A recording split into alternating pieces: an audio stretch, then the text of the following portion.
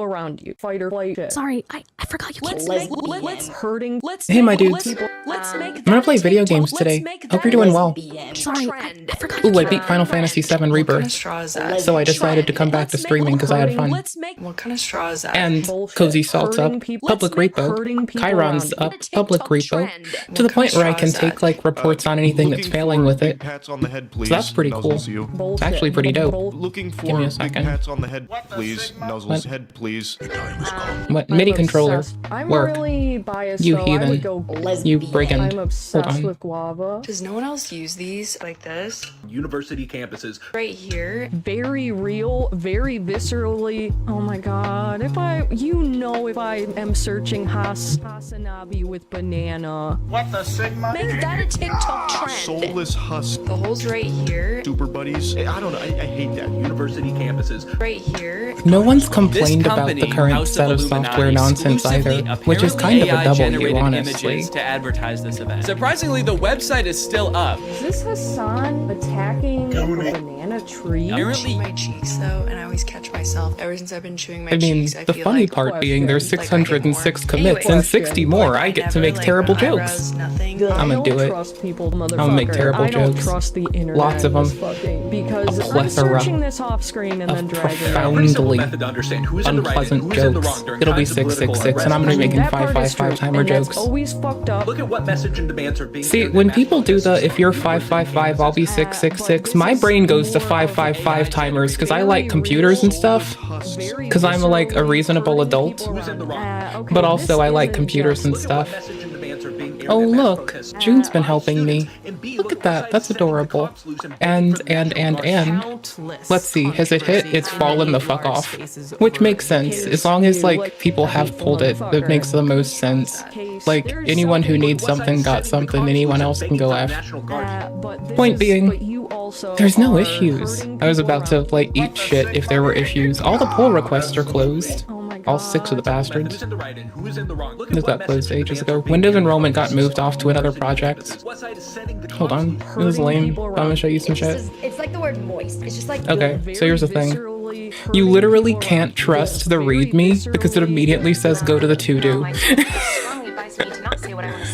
I mean, I'm still flexing to myself. I'm so glad to be inside of like Salt's repos again. It's been a while. I like being there. But anyways, that's some fun stuff I've been up to. Just doing stuff, you know? confession. Even though my team has strongly advised me to not say what I want to say. It's like a lot, but I mean, at the end of the day, that's what I am. So it's like it just is. It's like the word moist. Hey YouTube, we had 30 seconds for a music video, but now I've gone over by 3. It was like the talk of the town. So anyways, my beautiful dudes. Took them My beautiful, outstanding dudes. all the way through. I need to launch Play Night because we have games to play. Y'all want to play Fortnite for a little? Because I kind of miss Fortnite. All the way You know what I haven't done? Played Fortnite on stream while we do commentary. You're too rowdy, you're too Give me a horny, sec. you're too hot. dude, you are too horny. Give me a sec. we got I'm taking this I away. like this guy It's my in the screen back. now. But the signals don't come My from screen. Oh, holy shit. Moisty Boy came in on the big arch. Like, big whopper drama. Oh, These creatures shit. are the only sentient race. Bro, just make a... Bro, I can make a melt at home. Every time I make a melt at home, Can't be in this. it is so much more filling than any fast food could be. They learned from nicotine, folks. They learned from Big Nick, and I don't mean Diorio, how to make y'all crave shit, like, constantly. And meanwhile, I'm just saying, like, with love and respect, if you make shit, like, you make a melt at home, you make a little boiga at home, it'll be so much more filling to a disgusting amount. Do I need to, like, bless you, do I need to change my, like, listed activity on any platform right now? Probably. Hold on. I've been better at this. I used to stop caring. I did stop caring about this, honestly. Oh, I lost my job to AI. Hold on. Impossible. The brain does the thinking. The meat. Locked in for greatness today. That is it. Like I lost my job to AI. It's about as like lowbrow as those 3 farts. Like my little ass trumpet right there is about how deep that video went. Locked in for greatness today. Because it's time. Locked in for greatness today. Because it's time. Locked in for greatness today. No, you cannot start making these claims. God damn it, Jaxie! I'm I'm hostile. You lie and gaslight me all the fucking time. You degenerates, reprobates, and miscreants. Fuck with. I love being called a degenerate, a reprobate, and a miscreant. Something about it gets me in the feelings, in the feels, in the little, like, the thumper in my chest. It kicks it, makes me feel alive, makes me feel like I did something right. I'm gonna keep doing it. With me all the time. Always, always, always mess with me. Always fucking making me paste horses. No, let me remind you. Millennials are getting whacked on the internet. Hey there! Ooh-wee. Oh my gosh. I'm kidding.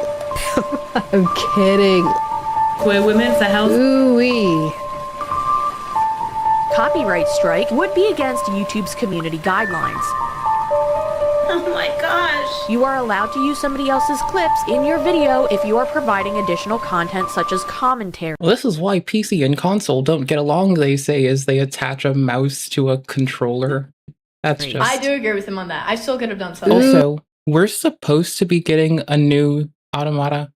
Like, Sony announced, not Sony, Squeenix announced, we're getting a continuation of our story. That thing, the thing we love is coming back. I think. I don't know. Hey, you can't type that on YouTube. They demonetize you. Well, I mean, I guess you don't care if you're, like, there. Oh, well, fuck it. I wanted to watch this. Email pops up. Rolling through Instagram. Oh, hey, y'all, shout out to Les. Go to Les's stream sometimes. He streams in the morning, and I hang out there when I'm paying attention in time. Sometimes. Anyways, there's me being a fucking clown actor in the comments again today. Or in the chat today. I say clown actor. I don't know, man. Do I think I'm always clowning? No. Do I think that I'm unmanageably me? Yes. Yes, I do. Okay, every so often we like to watch China Observer to peel apart where is the bullshit and where is the, like, the realnessness. Also, never listen to someone who tells you to listen to fucking random chill music playlists. You'll get, like, peppered with, like, anime covers of people with skirts shorter than mine. I don't know why, but it happens. It happens a lot. Oh shit, the Curl King's on this? Alright, fuck yeah, let's go.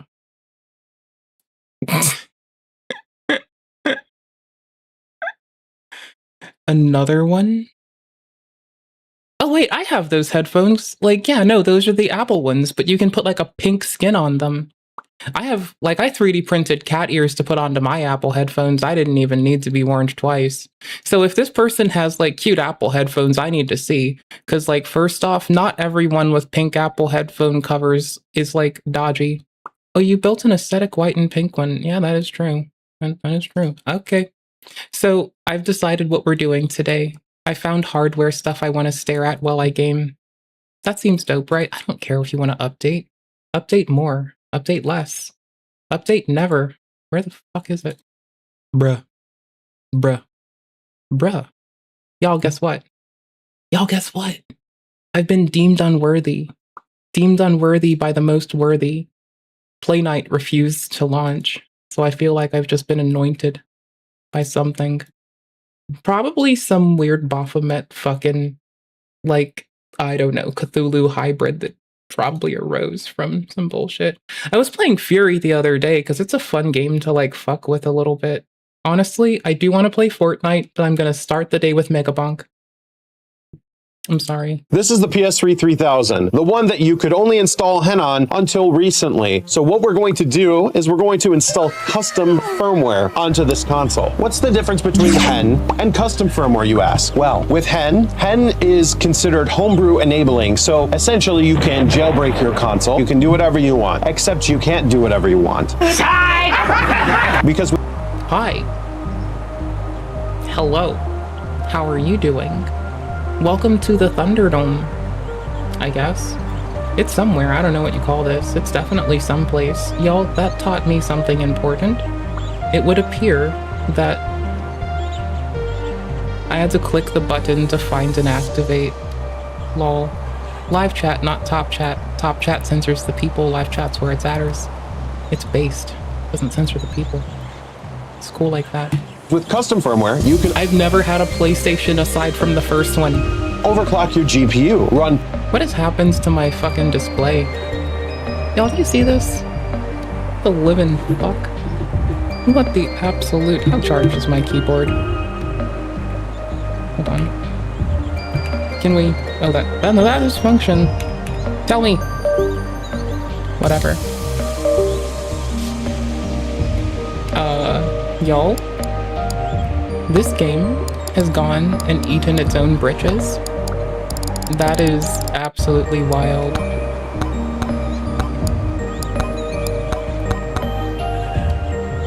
Did that say full screen? Am I like on some form of jankum?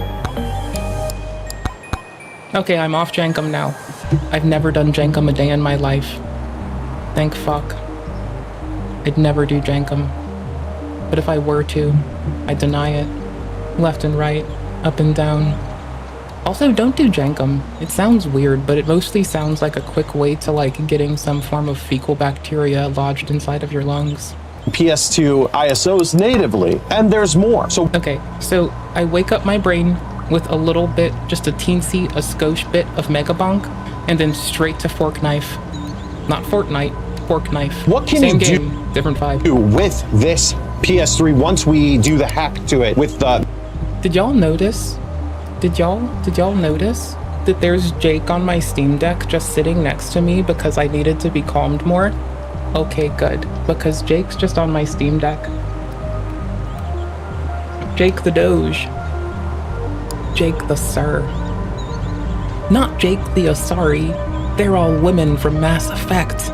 Jake the Doge. He's different. The Raspberry Pi Pico. You can install Linux, which you couldn't do before with Hen. You can install every single time you turn on the console, the hack will be persistent, like custom firmware, PS2 native ISOs, and overclocking the GPU. And I'm sure there's probably other things that I'm not covering, but this video is specifically about showing how to install it on this console. So let's get right into it. Okay, first things first. I went to unlock the cat-eared headset before I feel comfortable putting the cat ears back on my headphones, so I've got to do that in mega bonkety bonk, megity bonkety bonkety bonks. Let's install Hen on this console. Okay, now we're at the PS3, and apparently I already henned this console, so I will leave a link down in the description on how to install Hen. That way you can just move forward from here. So now that you've installed Hen, let's click on the egg, and we wait for this exploit to do its thing, and boom, now we are officially jailbroken. That means we can now run multi-man if we want to, but we don't want to do that. We want to install custom firmware. So let's go over to ps3exploit.me, download the latest version of QCustom firmware. Now that we have the latest version of the QCustom firmware, we're going to take the QCustom firmware, go into the release folder. You see these things right here. This file is the one you flash to a regular Raspberry Pi Pico. This one you flash to a Raspberry Zero. We have the Raspberry Pi.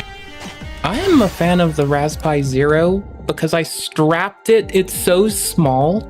I strapped it to a wall wart, and it just sits attached to the thing that I shove it in the wall in. Is it next to me? Where did I put this? Hold on. Here we go. It's literally next to me. Ow. Literally next to me today. Here. I just attached it to its wall wart. Okay, yes, it's a small wall wart. But the point being, I can attach the Raspberry to the wall wart and take up minimal space. And I don't run PXE off of this presently, but I was considering doing that or having a redundant PXE in case I need to reflash the PXE device. But it's just so tiny, you know? Like, you can just like, and it's just like a little bit of like sticky tape. Ugh! Ow. That hurt. It hurted it. I did not like that, it hurted it. Anyways, I reattached it.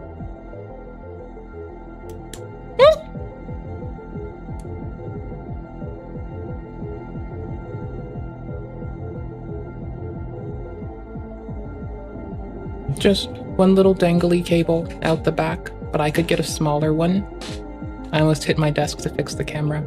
I could almost like I could get a smaller cable because I have smaller cables, and I could just like, or imagine if I got one of the really tiny USB-C to USB-A mini ones, and I just attached it, and I didn't give a fuck.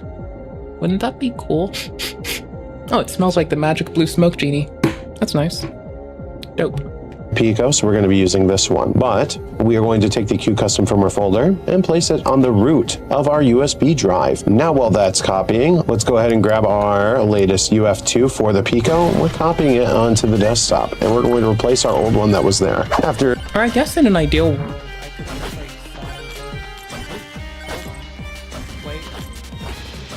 oh shit, there we go. I bumped my MIDI controller for myself, and I was like, what? I have to hear myself in a monitor interface. Why can't I hear myself? Well, the answer to that was I was moving my whole ass controller, and all of a sudden I like whack the thing. Did y'all see DSP playing on his new Nintendo? I almost called it Nintendo. That's what we call the N-word, Nintendo. Because it's Nintendo, not Nintendo. I made a funny.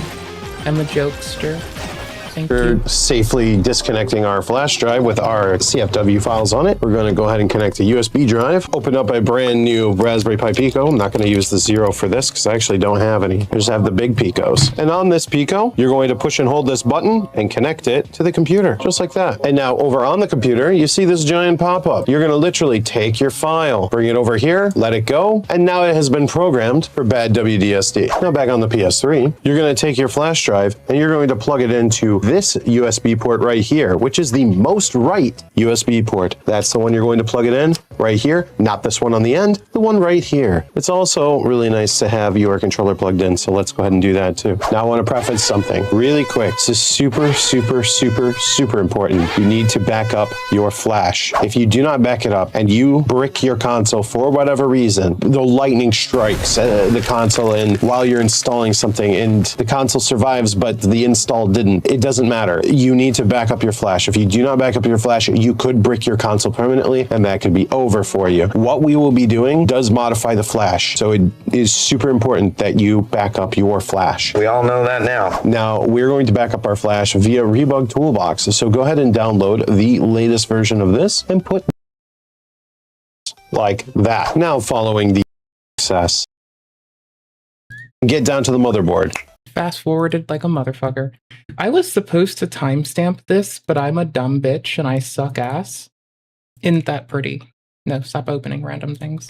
Wasn't that so easy? The cool thing is you don't even have to take the board completely out of the shell because the points are all under here. So let's go to the microscope and start our install process. 10 minutes really in. quick for the sake of this. Let's assume it was 10 minutes in the stream that I started this.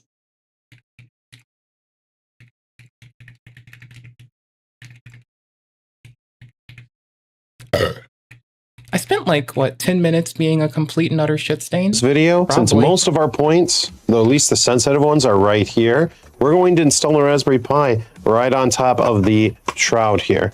Like that. So a really quick and easy way of doing that is to grab some double-sided stick tape. So first things first, install the tape, take that off, and we'll put the Pi just like that. Now following the bad WDSD diagram, which we will have on screen, we're going to be following it for the 3000 model and for the Raspberry Pi Pico. I'm specifically going to be using this wire wrapping wire that you can find on Amazon. And we're going to be color coding a lot of what we're doing just to make things. All right, this is purely like, I should just like start marking the high states with an easy way to identify them. But this is a good indication salt high states are not firing. Else this should not be the way. It should be going on anyway. It should be updating this shit. I know it is on Lindex, but I guess Windblows has always been like kind of a whatchamacallit, a mess. A lot easier. First things first, we are going to solder a wire to our 5-volt line right here, and this is going to power the Pico. So let's grab our iron and we're going to just solder our wire just like that. Beautiful. Take a little bit of isopropyl alcohol and clean up that area. Now we're going to very carefully run this wire all the way straight right through here. Add a piece of tape to the wire right in this area right here. We added some capped up tape just to hold that wire in place. And we're feeding this wire right through this hole right here. Flip the console over, and according to the Pico diagram, we're going to add a little solder to this point. We're also adding flux first, just to help solder flow right there. Grab our wire with a pair of tweezers. We'll go ahead and solder it in place. There we go. I believe this point right here is ground, and it is. Okay, go ahead and solder up our ground. So let's connect the wire here. And then we are going to run it right through that same hole right there. And on the other side of the console, we can literally just solder it right to board ground. So a quick and easy way is to just apply some solder right here, because that is board ground. So let's trim that wire. All right, let's connect the wire just like that. Perfect. Now we're on this side of the board. So let's find our... Now we're on this side of the board. This PCB looks like ass. Can somebody please tell me they started silk screening this garbage eventually? Because I'm sorry to not to be... I'm not sorry to not sorry. Not I'm not sorry to not sorry. Every time I tab through the streams to make sure everything's running, Kick decides to play itself. Kick, stop doing this. Have a better dashboard. Holy shit. Such an all-around not shit platform, but then the one thing they do, blast your dashboard back at you every time. Like, you can tell it to mute itself, and it doesn't give a flying fuck. So rude. Anyways. Do you think these people silkscreen their PCBs yet? Because this looks kind of horrible. I mean, a green PCB kind of looks bad. A Steam Deck has a black PCB because they're reasonable people. I think if you're going to spend all the money you do getting PS3s printed out, or even, I guess PS3 is kind of old, we're on 5, aren't we? I don't touch Sony. I want to, but I don't. Anyways, do you think they could put some like cute silkscreen on this? Make it say like PlayStation, or maybe on the 45-degree bins? This was done thinking of oh my gosh, microwave wave engineers, because you know you don't actually have to hit 45 degrees in these traces. That is straight up a shout out to microwave engineers, not the one in your house, the ones that work for the Navy. Our first XCR RAM point. So there you're going to see two areas just like this, and this is where the front of the USB ports are on the console. So what we're looking for is not this one, but this one right here. And we're going to be zooming in on these 2 points in specific. According to the diagram, this is CMD. Oh hey, this is like a flashback to when surface-mounted components used to not be so small they'd give you an aneurysm staring at them for 2 seconds. Look at that.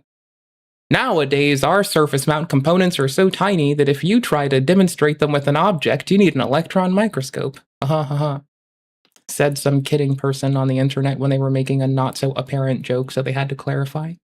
And this is clock. So we're going to grab the first wire and solder it to CMD, and then the second wire and solder it to clock. First, add a little bit of flux. Flux always helps solder flow, so it's going to be really nice and easy to do this job. Boom, boom, just like that. And I would recommend adding solder to your wire first before soldering this, just to make it easier. So let's go ahead and make sure that that solder's good, just like that. And bring our second one right up to it. Just solder just like that. Grab a little bit of isopropyl alcohol and a Q-tip, and we're just going to go ahead and clean this area up. Just want to make it look nice. All right, we have to make sure that this install does not go anywhere. So what we're going to do, I'm going to very carefully route these wires. Very, very carefully route them like this to this area right over here. We're going to apply a piece of tape. That way it just holds the wires in place and we're good to go. So we're going to do our best to kind of like wires literally in place. Just the one piece of tape to route it. We're going to go ahead and take our purple wire and we're going to solder it right there. So let's add flux, apply some solder here, trim up.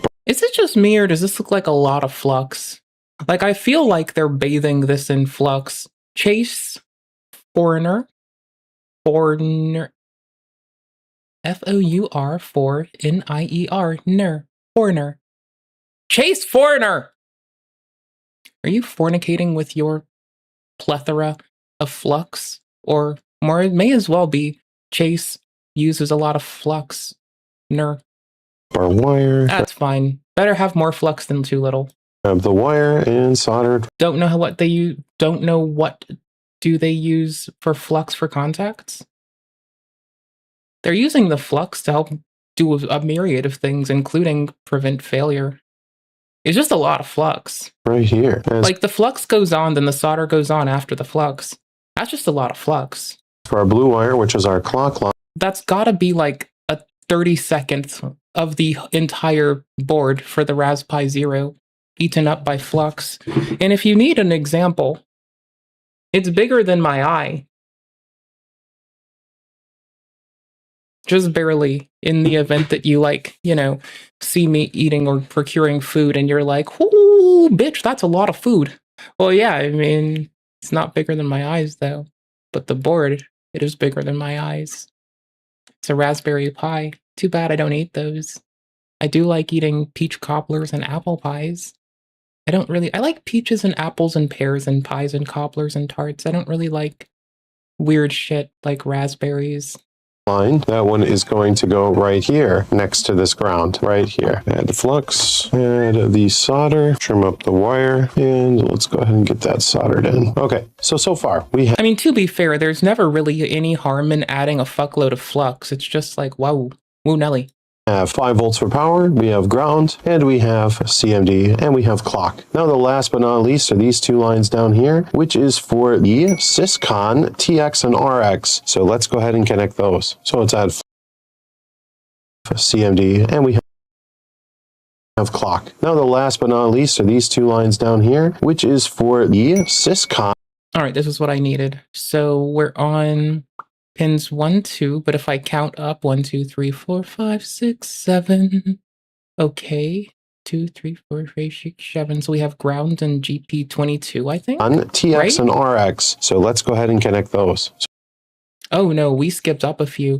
What? No, that's 1, 2, 3, 4, 5, 6, 7. Okay, hold on. Which is for one's ground. What's the other one? Because that to that's 20. Okay, or that's 21 to 28. That's 7. And then what are we running to? GP26 or some shit? Or 27? What the fuck are we going to?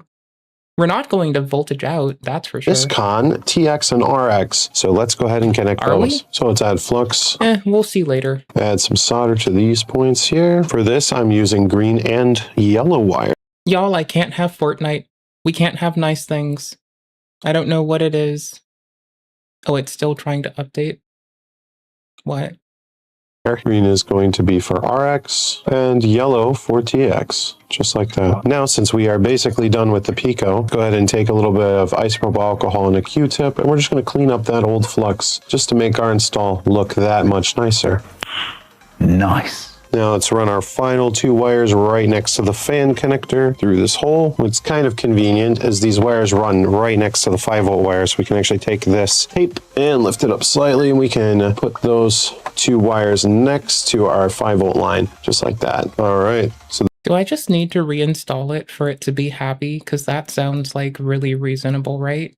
the 2 lines in specific are going to be right here on the KTE board. So we're going to apply flux there, grab our soldering iron, solder there, and solder there. So this is going to be our TX line. We're going to go ahead and trim the wire and install it right here, just like that.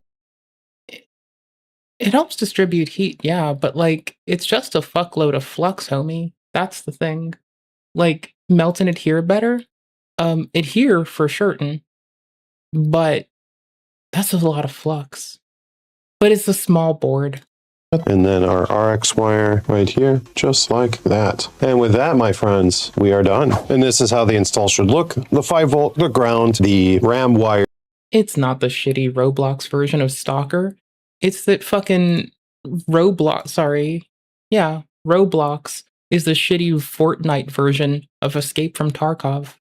And the Did I say that Fortnite's the fucking Roblox version of Tarkov? Because that's what I meant to say. Con wires. Now, because we went through this hole here, we don't have to modify anything on the actual case. Everything should just fit together like it would if we didn't have the Pico. So let's just get this assembled to test and see if we're successful with our module. Okay, I just finished screwing in the power supply. Now, besides, I've never heard about like Schlep having to complain that people are getting, you know, groomed on Fortnite. So I guess that's a W for Fortnite. Oh, this is going to be our very first test. I personally have not tried to turn this on yet, but with my experience, when we plug in this power cable, the Pico is going to flash, and when it gains a solid flash, then we know that it has talked successfully with the Syscon and it is ready to boot. And then When the exploit happens, it should triple beep, and then we should boot right into the OS. Then we should be able to see if we can install QCFW. And last but not least, completely forgot to put it in the hard drive,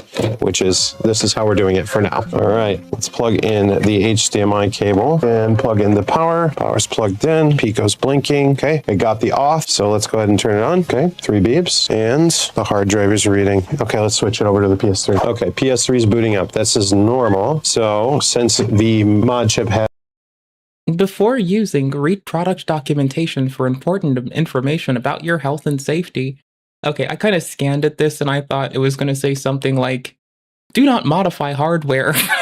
the beeps, that means we should be successful in installing Q custom firmware. So first things first, obviously we have to enable hen in order to gain access to our CFW settings so we can actually install it. All right, we have jailbroken the console. This will be the last time, and you can see bad WD has been detected. That means we did it correctly the first time. So let's go ahead and go up to the hybrid firmware tools, Q CFW installer. Make sure that you have your USB drive inserted into the most right USB port, the one that's closest to your disk drive. Then we'll go down to install.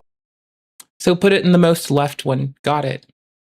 QCFW. The left one, the closest to your USB drive. 100% locked in. Let's go. And we're going to you have your USB drive inserted into the most right USB. The most left one. Got it. Port, the one that's closest to your disk drive. I like how I'm just openly misinforming, but at least I rewind. Inserted into the most right USB port, the one most left. Gotcha. That's closest to your disk drive. Then we'll go down to install QCFW, and we're gonna just let it sit. It's asking me to reinstall the firmware. So I'll tell you what, since it's asking me to reinstall the firmware, we're gonna go ahead and do that. So in our case, we're going to reinstall 4.92. So we're going to install 4.92 HFW. That is the firmware that we're going to reinstall. Do not install 4.92 OFW. The reason we're installing HFW is because it has a modified WebKit so that we can exploit and jailbreak. Ooh, fancy modified WebKit. Let's go. The console first. So I'm going to go ahead and install. Here we go. Let's install. Do that. That you the custom firmware now, or the Q custom firmware, excuse me. Look at that. Evil Nat on the PS3 50. It's over. This might be. Wait, did they just like, oh, they're changing their core clocks.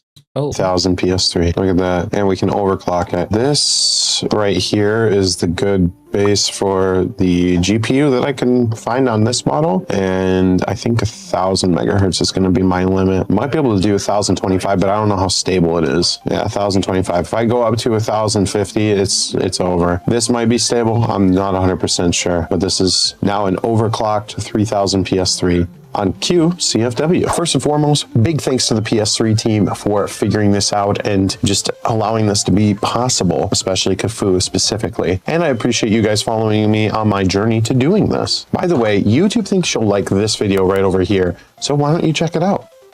I'm reinstalling Fork Knife again because I have had nothing shy of like, I kind of like this person's cooler. Oh, it's an AIO. Y'all, fuck all-in-one coolers. Little garbage ass bastards. Next. They don't have the same headphones I do. Wait a minute. So is this person like, you know, doing a terrorism, but they don't have the decency to have the same headphones I do? What a prick. Put your hands behind your back. You're under arrest. Put your hands. This is like entirely Behind your back. like, this is not the body cam. This is just like fancy editing. I had to run it back because I thought that, but I didn't want to be wrong. This is wild. Oh, hey, those are the fucking, who makes these glasses? Is this the company, Gunner, I think? They make those clear ass glasses with the fucking fancy lenses. Oh, that's fake and gay. You're under arrest. Hey. Keep your head on a swivel as attacks in Texas. Is this new? Why is Texas getting hit so hard?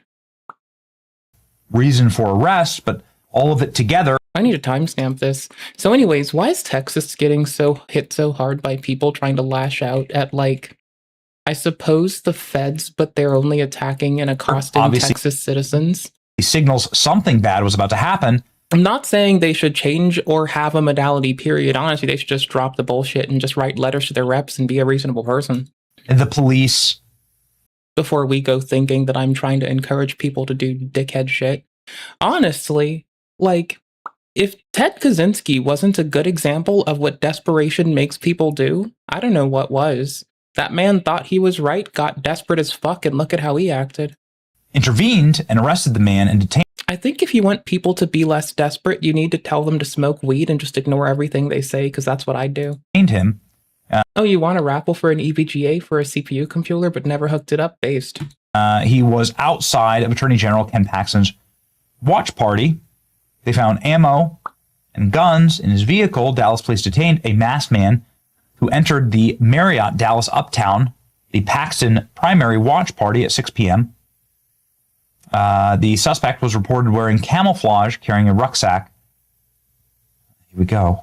Investigators called a supervisor and detained the suspect outside.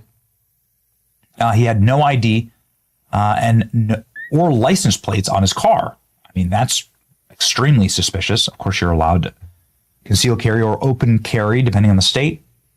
You have a Second Amendment right.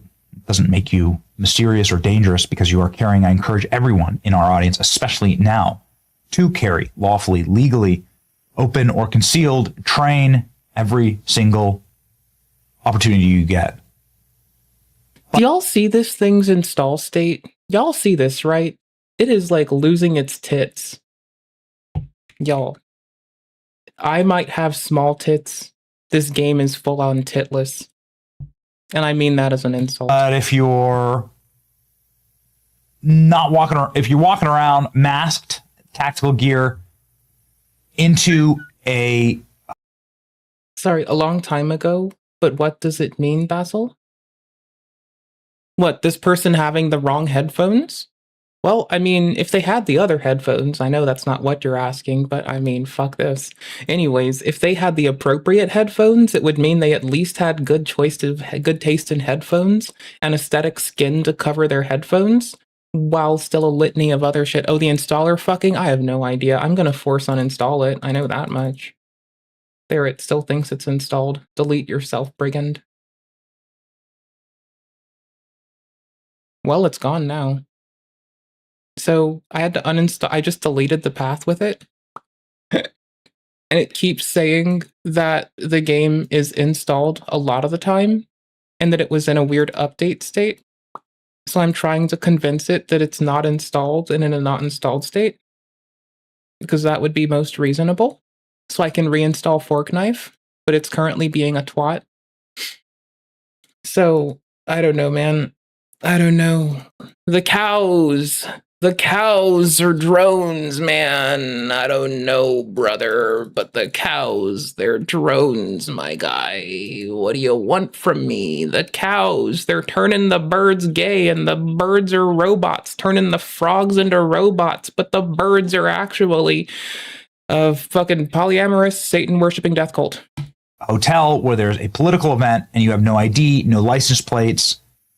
Officers allegedly suggest that he had radical affiliations and with Antifa. Obviously, this is the same Antifa that assaulted, shot up in a deadly shooting the ICE facility in Dallas, Texas. They killed a couple of criminal aliens, actually, in doing so, wounded DHS officials. Dallas police learned of a suspicious individual.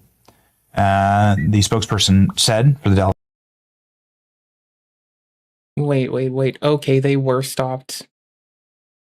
Bro, everybody gets pulled over for, like, traffic violations. That's based. Police. She said he got into a vehicle without license plates and left the area before officers pulled him over. The driver was arrested for traffic violation. Bro, I am so glad this person has shitty operational security. They don't deserve good OPSEC.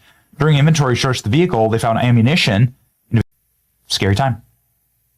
Obviously. Here's footage of the arrest. Armed masked man was just arrested outside of Ken Paxton's watch party.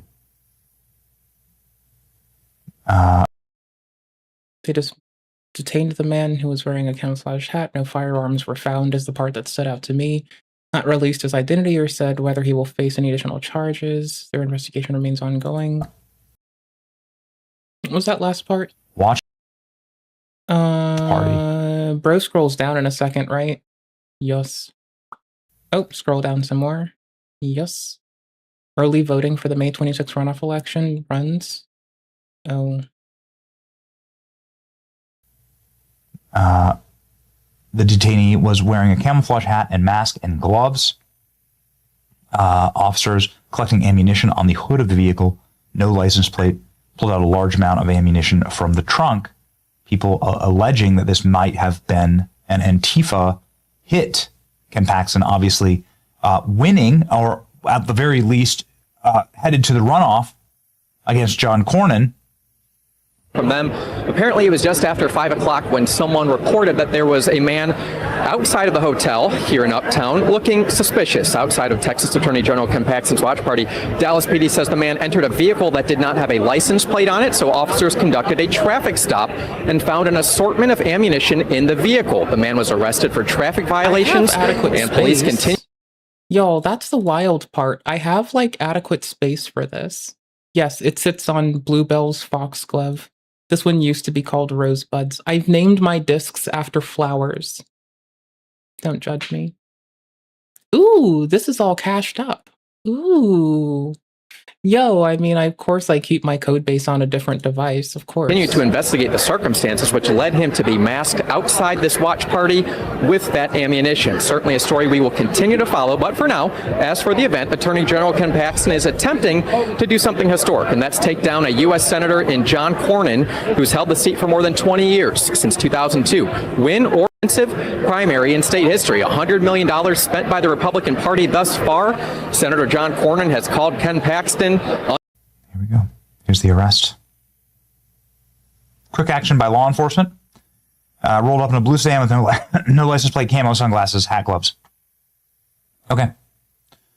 I guess we'll wait and see if there is any type of left-wing terroristic connection for this individual.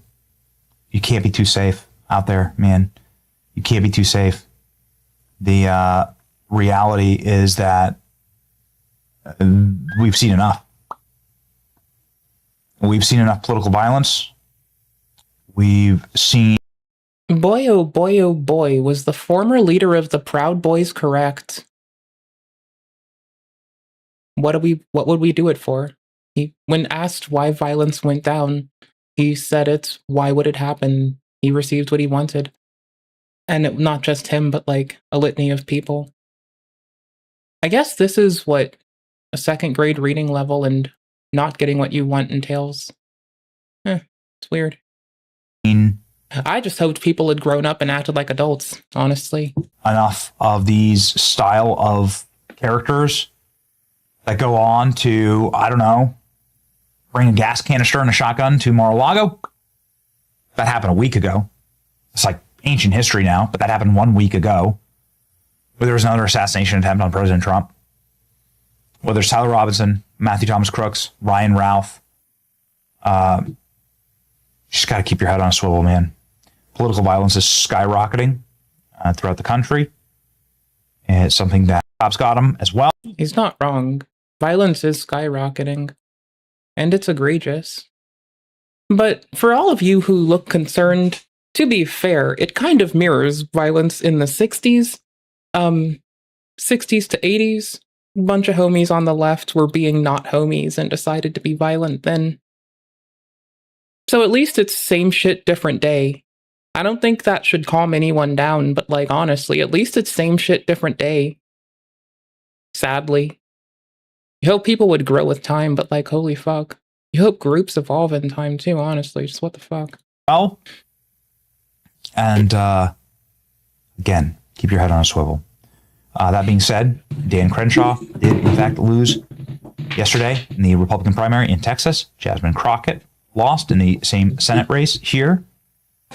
James Tallarico. Oh, hey, Jasmine Crockett, that fucking bitch that says inappropriate shit lost. Fuck yeah, let's go. And those are some... Wasn't she the bitch that said inappropriate things? I'm gonna be honest.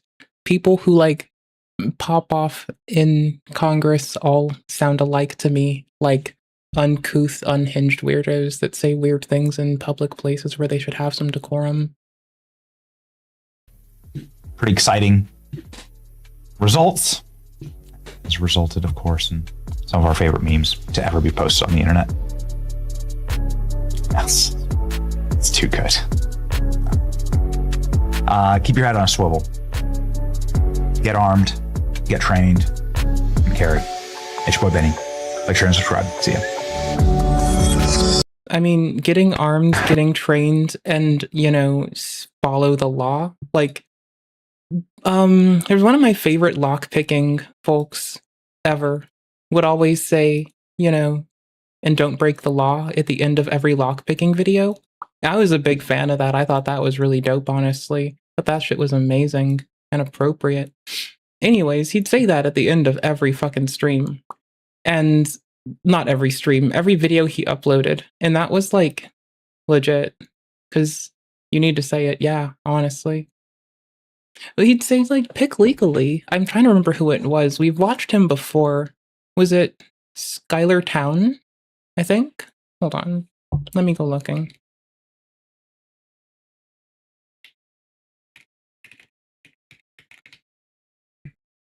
Let's see. Let's find this. It's not lockpicking lawyer. No, Skylar Town's another dude who I should have subbed to ages ago. Lockpicking videos and security talks, yeah. Skylar Town, that's Weaknet Linux man, right? I think this is Weaknet Linux guy, right? Am I wrong? Who did Weaknet Linux? The fuck is this? What is wrong with me? Where is my mind? Anyways, for all y'all who don't know, vulnerability research circa 1870 something? Okay, hold on. That's not even the thumbnail. They're locked.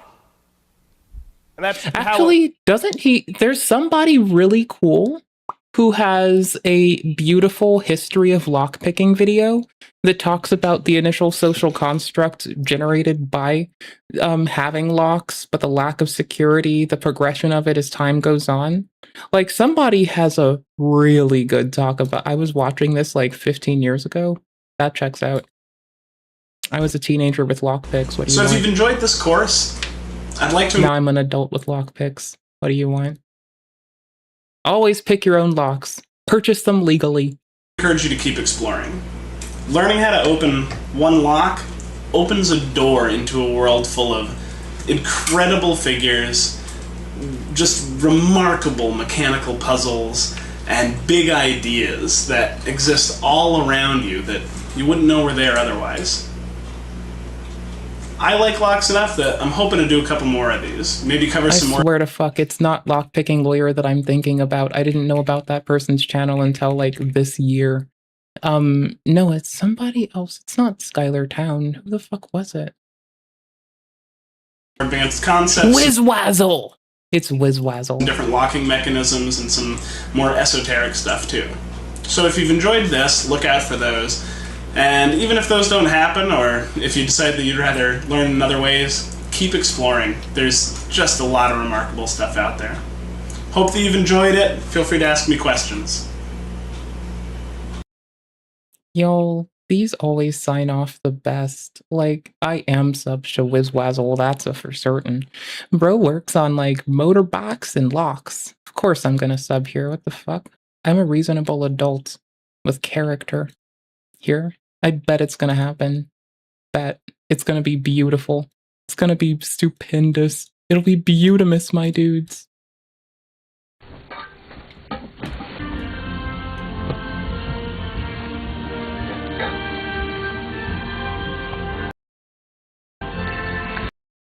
Break the law. Peace, as always. Till next time, don't break the law. Have fun.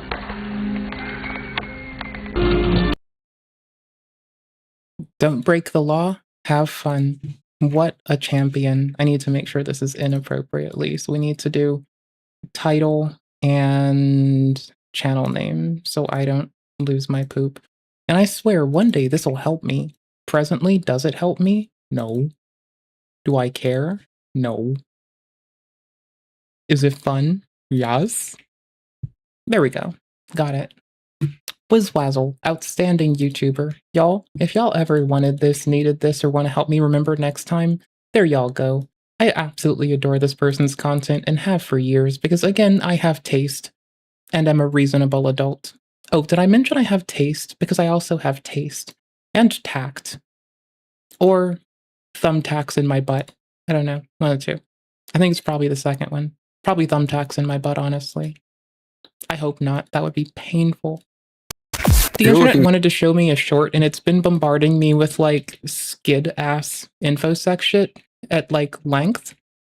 So, I don't know why, but we might watch some skid-ass infosec the shit. new Zero Trace Ghost. This is a collaboration effort between me and Zero Trace. This is Okay, if they actually made the project, they're not a skid, they're just catering to skids. Let's go. This is the new updated version of the Zero Trace Mini, but they're calling this one the Zero Trace Ghost. As you see here, it has glowing purple eyes. The case design was my idea. I ended up drawing up a sketch and giving it to Zero Trace. As you see here, it's nicely formatted. With hardware and software abstractions this day, I feel like the barrier to like full on being a skid is like way lower than it used to be though. But I'm not saying this person's a skid. I'm just saying they may have made something that appeals to skids. Has nice magnets, has a much more premium look than the original Zero Trace Mini. So my goal with this was to help them redesign a product that has my branding on it and also help them and also help other content creators. So right now we have a team of content creators that will be getting this device and doing reviews on it. Ooh, hey, speaking of like random Arch Linux stuff, I got my account for like the Arch Linux GitLab approved, and I need to like go put in a fix for like Decky Loader on Arch. I'm just gonna build off the Git version. A lot of folks that have been maintaining it in past have done it, and like I'm gonna do that probably after stream. I want to eat food. See, my tummy's rumbling. I got to have a nice run, but I forgot to have a nice snack.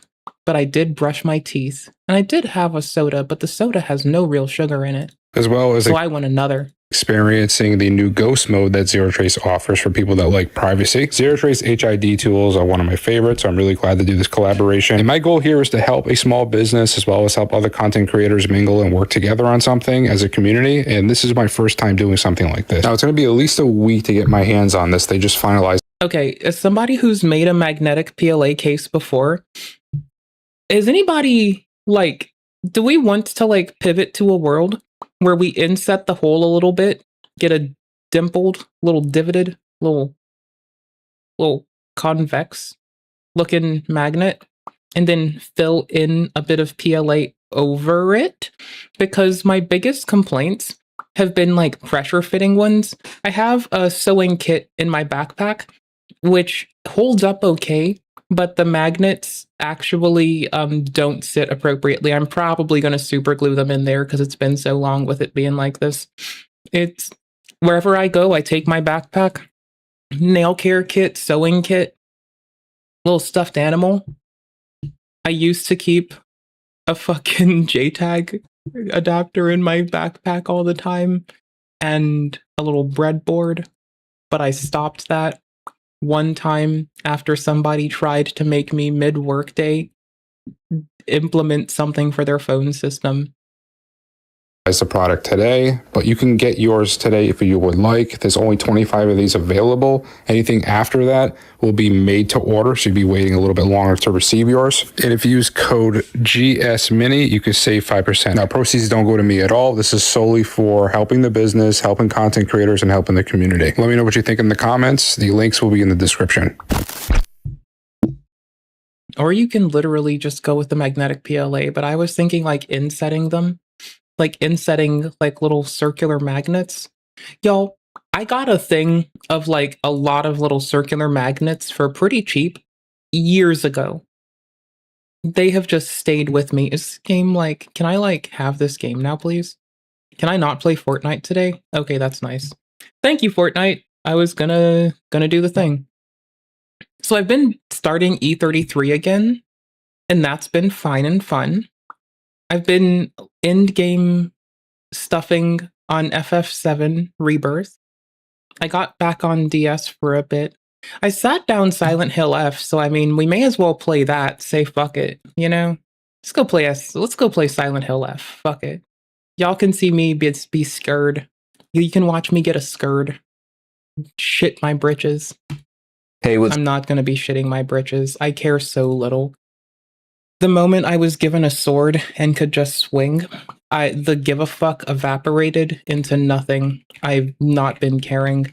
So my favorite thing about the Curl King is when he shits on my fellow vegans, he tends to shit on the inappropriate, lame loser ones who try to, like, you know, postulate onto everybody without giving a fuck about their health outcomes.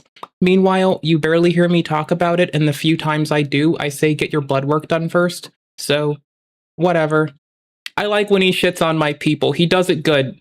What's good, y'all? Do you remember OnlyJayus? Well, I do. If this is one more person that collapses OnlyJayus, like saying the N-word into calling her racist, I'm gonna throw things. That word describes a lot of other shit, but that one is lacking. She's an inflammatory, lazy bitch. That is accurate. Calling her a racist for that's absolutely just a sign of how uninformed people are today, honestly. One time I got told by an old lady that there was an N-word hiring moratorium in the place that I work at, the whole last town. And, you know, that falls more in line with actual racism. But what she does is just inflammatory bullshit when she was 11 years younger. So what, like 13, 14, I think? I was called worse by people who were closer to me. So, I mean, maybe I'm just, like, sensitized into not being an unreasonable bitch. Unfortunately. And we've got to talk about the controversy. Now, the other stuff that OnlyJayus does is deserving of excoriation and criticism. But, like, there's a degree of literally don't be intellectually dishonest, or at least be intellectually present. Which, yes, that is a supreme burn from me. At least be intellectually present. That's all it takes. Use your brain. Don't be a lame. Controversy she's got herself involved in recently, and it all stems back to a relationship she had that went sour because her partner, she alleges, cheated on her with a minor. Those are her words, and she has brought some receipts to the table, but I just want to preface that the purpose of this video is to kind of give you an idea of how this all started. Because the truth of the matter is there are so many very long videos about this, hour and a half long, that just kind of gives you the deep dive into just everything from OnlyJayus's, you know, rise to internet infamy, her downfall, to this situation and more. So, I mean, if that's more your speed, then yeah, they got videos about that. But in this case, you know, for those of you who just kind of want the scoop and would be like, what the fuck is going on? Like, I keep hearing about OnlyJayus drama, controversy, and I don't feel like sitting through an hour and a half long video. Well, here you go. Kind of give you the overview right now. So, OnlyJayus was dating Maddie Westbrook, who also is a fairly large creator on YouTube and TikTok, and she's got over 4 million subscribers on YouTube. So, big deal, all right? All I'm saying is, this kid holds a steel pipe like most of us hold swords in Souls games. And, oh, so I think I've uncovered a lot of story. I'm just gonna, like, talk to you about my probably misunderstanding. So I think that, like, all the women in the town, like, executed themselves at their own hands summarily, and they turned into the mannequin people, and then all the fucking other shit. I don't fucking know what the real story is. It's just my take on it, okay? I think all the women of the town, like, slayed themselves and then went all fucking mannequin mummy weird shit mode. I don't actually know, though. This is just my, like, thought on it, but I don't really know a damn thing. I'm kind of dumb, actually. Did I mention that I'm dumb as rocks and I don't know a damn thing about anything? Good, because I should have said that first. Right. And during the relationship, OnlyJayus alleged that Maddie had cheated on her with a minor, and Maddie immediately denied this, saying that she was slandering her, making up bullshit. They had a whole like court thing going on between them, like restraining orders, which eventually ends up getting dropped in OnlyJayus' favor. And OnlyJayus has been riding with the narrative that Maddie has been absolutely just lying on her name and basically just completely talking nonsense. So that's kind of like what started all of this, and there's been just a lot of back and forth between the two of them, and it's gotten pretty insane. Now, for those of you who have no idea who OnlyJayus is, or maybe you've forgotten and need a OnlyJayus? You mean that person that's well known on the internet for giving you weird trivia stuff? I mean, trivia is my love language, so I mean, I'm aware, but that person can fuck themselves. Reminder. I will just kind of talk about her biggest scandal that kind of, you know, pushed her into the shadows of internet infamy.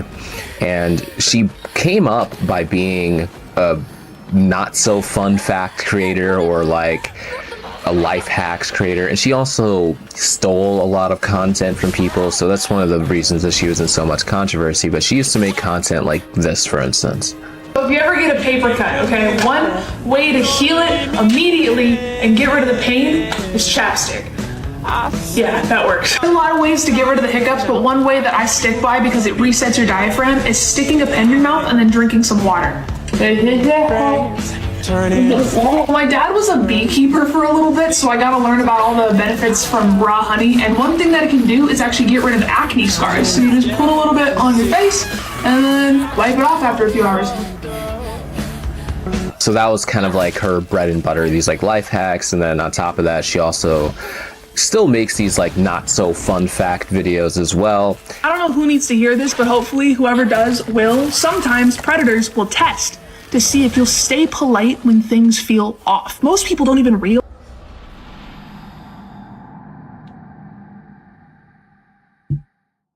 How do people not? All I'm saying is They're being tested until much later, if at all. But the things these people look for are called compliance cues. They're very small signals to somebody that suggest that you're gonna hesitate to assert your own boundaries.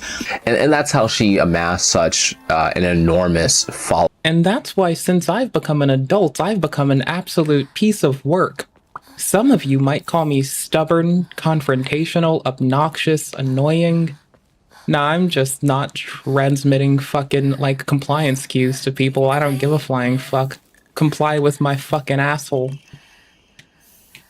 But her downfall swiftly came when people dug up an old screenshot of hers calling somebody a lover, which is obviously fucking terrible.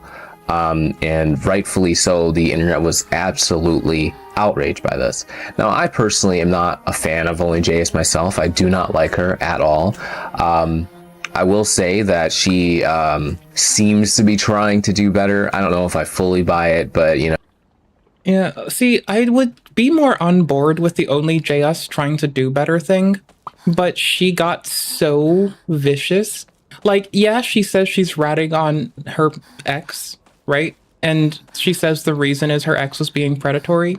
But let's dissect this for a minute.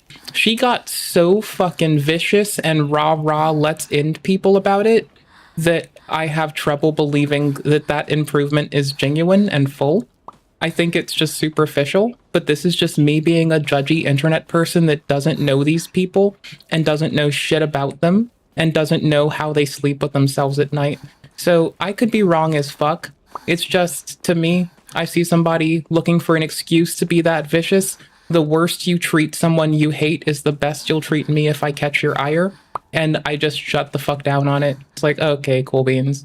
You want to be vicious because you have an excuse to be vicious. Is it justified? Well, that's for all y'all to decide. But is it definitely for a fucking absolute? Is it viciousness because viciousness can exist?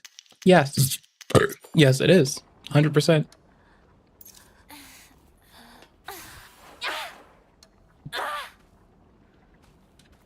You know, it is what it is. I'm not really here to talk about my feelings on this creator, to be honest with you, but I do think it's important to talk about her biggest controversy of all time.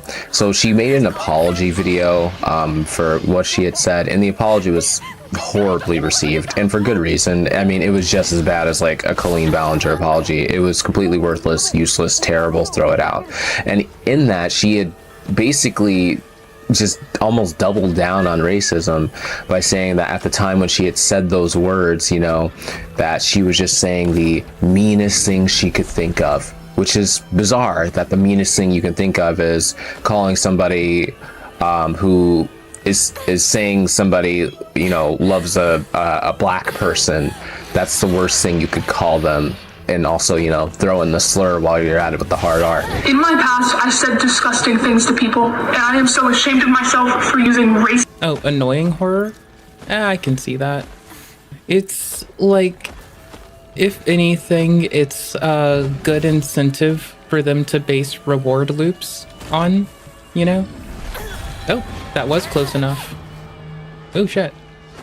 Well then. Oh, couldn't roll? Not roll, but couldn't. You're gonna hit me again, right? I guess not. I thought there was a red pill. Lol. Racist rhetoric and derogatory language to hurt others, because So she even calls it racist rhetoric and derogatory language. See, this is where I'm willing to say that she's half right and half just complying because it shuts people up. Is like, if she had a fucking backbone, I don't think she'd take the side of people trying to call what she said racist at all. It's like derogatory language, and it was said to demean somebody, but that doesn't mean that the people that can't use fucking words right are accurate in any capacity. It still means that those people still can't use words worth a shit, and that's just on them. And is that great? Fuck no. It's a blight to society and humanity as a whole. But is it what we have? Yeah, people fucking suck, dude. Of course. Suck ass at that. A lot. Knew what that word meant, and I understood the power behind it, but I said it anyway because it was the meanest thing that I could think of, and I'm so sorry to everyone, but especially to those in the black community, because only you guys can forgive me for this, and there is no excuse, and there are no justifications for what I said, and you guys deserve better. That's the meanest thing you can think of. I mean, it definitely tells us where her mind was back then. And she's recently addressed that too. Around the same time as this, actually, saying basically, you know, people can change. I've changed, sort of deal. And when she says this, even then, it still sounds like horribly dismissive and like she's missing the point. But I can't pretend to be that surprised. Let's rapid fire all the lies that get spread about me. Aren't you racist? No. I did say slurs as a teenager, though, which was racist and homophobic and probably a bunch of other things. But you know what? A lot can change about a person in 11. Yeah, my ex said a lot of fucking shit that would have gotten her classed as that back into Cardi. And in the end, is still one of the sweetest people now. Just happened to, for about a long time, be a complete and utter blight to society and a brigand. Oh, did I also call her an asshole? Because she was also an asshole. That's neither here nor there. Can I roll from this? Oh shit. That's fucking bananas. If I can roll out of that, I can roll out of anything. That's wild. In years! Didn't you cheat on your ex-girlfriend? No! I got cheated on! With a minor, and y'all still support them! Well, don't you have a domestic violence charge and a restraining order on you? No! We went to court, and I won because it was bullshit! Alright, I'll say I addressed the Ooh, what Dark Souls are you playing?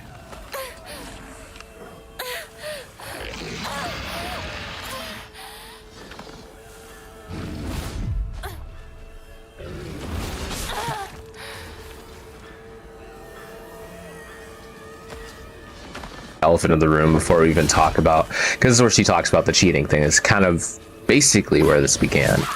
But first and foremost, her being like, oh yeah, 11 years ago is when I said a slur. She downplayed it so fucking hard, which is why I don't really fully believe that she's changed and that she's not racist. I didn't say a slur, but I slurred my words less than 11 years ago, so I'm sorry for the not racist rhetoric. You're welcome. I'll do it more. I'll double down. You know what? Call me on it. I'll double down so hard you fucking lose your panties in a fucking tornado. You are racist. And the thing about racism, it's a learned behavior. So it's like, I'm like, honestly, of the belief that like when people grow up racist, they can't truly blame them, like if it's their, you know, parents' influence or whatever it is, and it's like you're a kid, you don't know any fucking better, and a lot of times these people have never seen a fucking black person with their eyes, you know, in real time, and that doesn't mean that's like not an excuse to continue to be racist into your adult years. And so like I give her the tiniest bit of grace because she was allegedly like 17 when she said that disgusting thing that she... My bad, she was 17. I thought she was itty bittier. Anyways, like, I don't understand the people saying that this makes her racist. I think these people are dumb as piss, but that's just my thought. I'm not calling this person dumb as piss. I just mean the act of it is dumb as piss. She said, but it's no excuse now to just kind of hand wave it here and just be like, you know, not really that big of a deal. I said that. Oh, I said some slurs, you know, guys, I was a teenager. Like, why are we still tripping about that? I was a kid, you know, I've changed, obviously. And it's like, you still can't even fully take accountability for what you did. But again, that's neither here nor there. Anyway, this is where she says that she is the one that got cheated on, and the restraining order thing is bullshit because the court case ended up in her favor. But yes, these are the allegations that she was cheated on with a minor by Maddie Westbrook, and Maddie obviously had to address this as well, which I think OnlyJayus might show a little bit of Maddie addressing this, but either way, she did make some dedicated videos herself, had a lot of comments, and there's just so much to this story that it's probably going to take a few videos to kind of get it all out there. But I just want to give you some reference, because if you just are, you know, you want to know how this started, what this whole thing is, you know, that's what we're going to basically piece together throughout the rest of this video. So let's continue. He lied for TMZ money, and then when I started dating somebody new, she came to my door with a 9-page letter begging for me back. Well, don't you support kill all men? No, what the fuck? Well, you hate all men. I hate abusive men, and good men know the difference. You're a Satanist. I mean, I read the Satan commandments, and they seem pretty fine to me, man. That makes more sense than the Christian shit, so sure. You copy all your content. I make fun fact content. I read facts online, and then I put them in video form. I have always said that I'm learning things from other places like college or like WikiHow or Reddit or just other YouTube videos, and I'll compile it to a 60-second thing. Well, you're just annoying. I think that last comment is you're just annoying, and it's like, yeah, I second that. But anyway, I just have to talk about this too. She addresses the So every time I reach my pause play button, it like fucks up my game input, so I kind of just had to eat it. But I'm also annoying. So yeah, they can call her annoying. But I'm more annoying, so I take the cake. Fuckers. Have fun being a failure at being annoying, you fucking bitches. Terrible ass losers. Can't even be annoying. Loser! I can be the most annoying. That's how good I am at this. The most obnoxious piece of shit bitch on the fucking planet. Y'all have nothing on me. I'm so good at being annoying.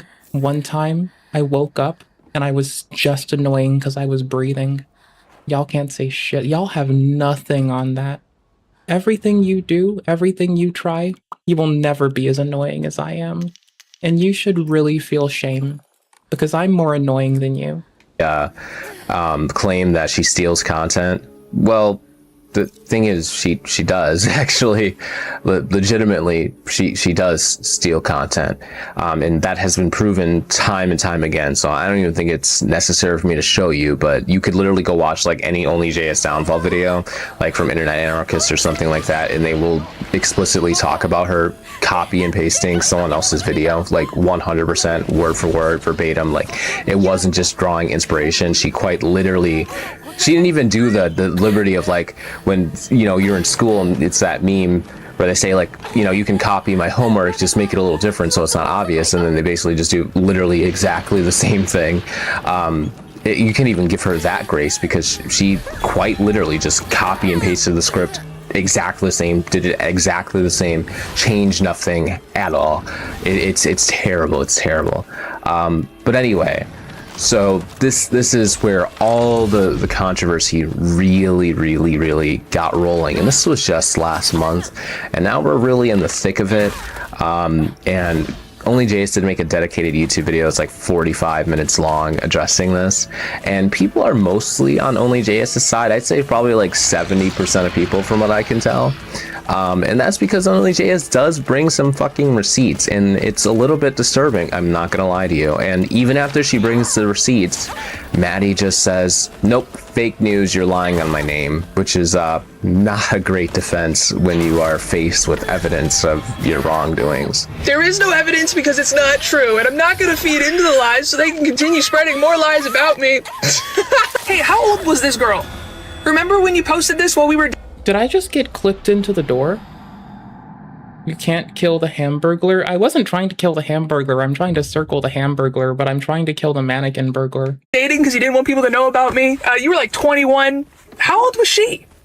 You're not gonna say it, so I will. She was 17. If anybody remembers the Nicholas Ray drama, their roommate, he did it. Everybody likes to say that she lied, but she didn't. She was telling the truth. He would bring over teenage girls to their apartment and they would get them drunk. And you stayed friends with him up until the point that she went public about it. And then suddenly, oh no, I don't want to. Okay, so has anything come out since? I think it was to the point where OnlyJayus was saying this about their ex, but then their ex came back, like, refuting some claims. I don't know the substantia, like, how substantive their discourse really was. Honestly, they both seem like a bunch of weirdos who go to social media to talk about every fucking thing, so personally, I think that's enough for a what the fuck is wrong with these bitches. But, you know, fuck it.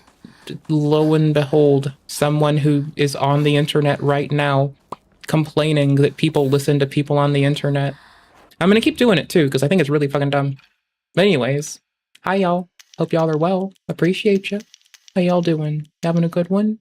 People are dumb as piss. And it's not funny. I get canceled either. I gotta cut him off. I gotta unfollow. I gotta delete all these videos with him. But you stayed friends with him. You drove him to the airport. Big emotional hug and cry goodbye because you were gonna miss your best friend that did this to minors. Because you did it too. I posted a bunch of evidence when all this happened. I wish I had my old phone to continue just posting more, but I got some. Hey, that's a cool jacket. But why are you giving it to this teenage girl that we met? And then it came out that the, in quotes, teenage girl had their own copy of that hoodie, and it wasn't JS's ex's. We were told to believe it to this point. I think I'm following the narrative. I don't fucking know. Together just a few days after staying at my house. I got no ill feelings towards this girl, okay? I saw her once at a party a few months ago, and she was mad dogging me, but I was just like, girl, I think you're a victim. I don't think that I'm a victim because I was a grown adult and I should have seen these signs and walked away, but live and learn. But Maddie, have you learned your lesson yet? Do you remember the night you told me you cheated on me? At the Streamy Awards, you were high on ketamine. You pulled me into the bathroom. You're like, I'm gonna tell you something, but then I'm gonna kill myself. Because that's manipulative as hell. You still in the K-hole? You still drinking? I hope you're doing better, but I really think that you should admit this, at least to yourself, so we can all heal. Jayus, this happened so long ago. Why are you still talking about it? Because people think I cheated. People think that I cheated with minors, and I'm not gonna put up with that shit, because it's not me, it's you. All right, y'all, before I drop my take on the Maddie Westbrook files, I do want to show you some of the comments, because I think they're just really interesting.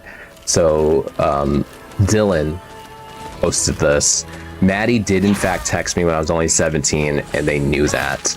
And Bella, aka OnlyJayus, responded, "Mother, what?" And then we have Tori saying Amara was a minor with question marks here. I always thought their age gap, Maddie and Amara, was a little weird, but hey, that's just me. She's 20 now, I'm pretty sure. Yeah, so what's being alleged is that, so Amara, who's now Maddie's ex-girlfriend, because they broke up as well, because, you know, I guess that's just what happens in abusive relationships.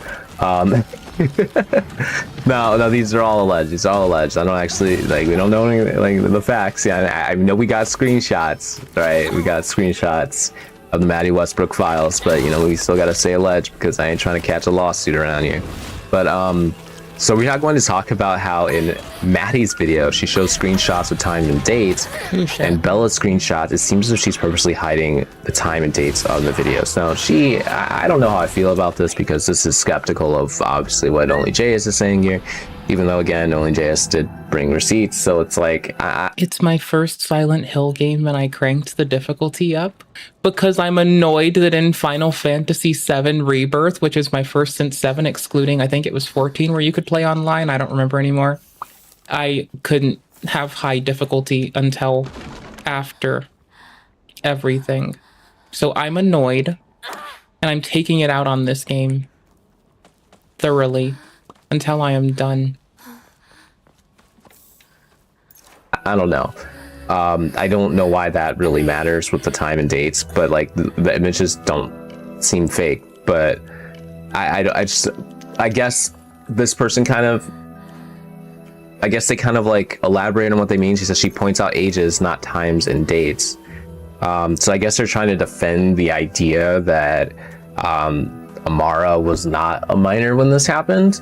Though what's interesting is Maddie will actually admit that, you know, she had contact or whatever, but she was saying she never like engaged in any activities while she was a minor.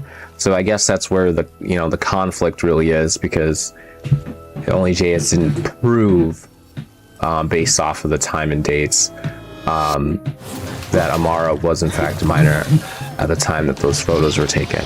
Because obviously, yeah, we don't really get to see the time and date like they said. However, there's got to be a reason that Maddie did in fact delete all the videos, because that would be incriminating if Amara was in fact a minor at this time. Because I believe Maddie, I'm not really sure what her age is, but I'm assuming around the same age as OnlyJayus, and she's 26 right now. And this happened, I think, their relationship launched like 2 years ago, something around that time. So, or 3 years ago, because now I believe Amara is 20. So, yeah she would have been probably around, you know, 23, 24. If I were to guess, I'm really not sure about what Maddie's age is.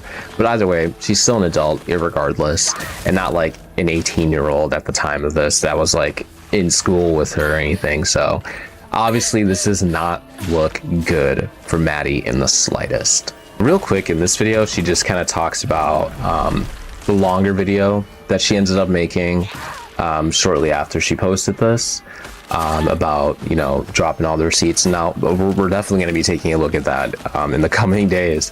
So if you're interested in hearing about OnlyJayus, basically her full response, all the receipts she brings, everything, just make sure you're subscribed and we'll be sure to cover that. Drop the receipts, Jayus. I'm working on it. I don't think I could put all this on TikTok. I'm making it into a YouTube video, a little bit more effort than a TikTok. There's a lot. There's more than I expected. I didn't realize that I thought I was gonna say my piece and that'd be it. I didn't expect girls to reach out with their own stories. And then I was like, do I go to the cops with this? Do I make videos about this? This feels wrong. Like, what are we doing? But I'm not the victim, so it's not for me. But I got the platform. I'll share it. I can't share everything with TikTok just because this app is weird, so we're gonna move it. But I can give you something, because there still seems to be people that don't believe me. This is a 2020. Maddie is 20 years old here. This person that they're talking to is 17. But hey, don't worry. It's all good. I'm not that much older. We can hop on a FaceTime later. And we got more. So stay put. I'm going to keep making my normal content because my life has to continue. I still go to school. Like, I didn't expect to be put. I put myself in this by talking about it. But, like, I didn't expect this. I'm genuinely stressed out by all this. I appreciate the support, but like, yeah, that's pretty much the story of how this all started. Now, obviously, there's so much more to this than when I showed you guys. Like, there's a lot of there's responses from Maddie. There's a lot of discourse, and again, most people seem to be on OnlyJayus' side because she brought those receipts and then she dumped even more.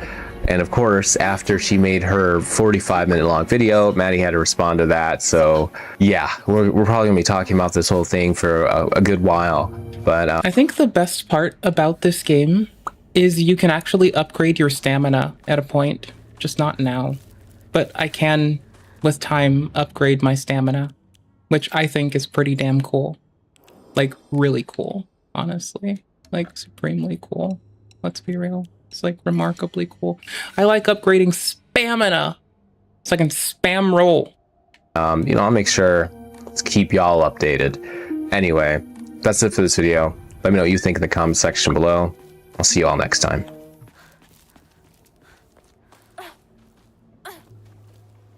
And I can barely creep out 3 rolls right now. That's like absolutely gory. That's the kind of like, you ever just want to look at your character in a video game and be like, please work on your cardio, you fucking indignant shit slime? Yeah, that's my time playing this Silent Hill game. Work on your cardio, you fuck.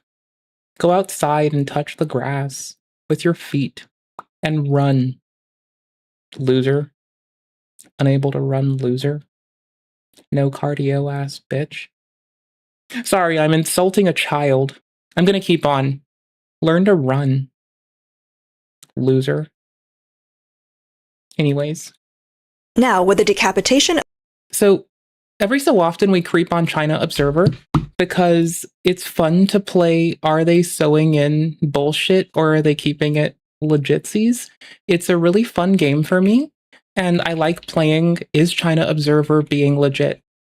Dun dun dun dun. But I'm gonna be honest, I really need to BRB.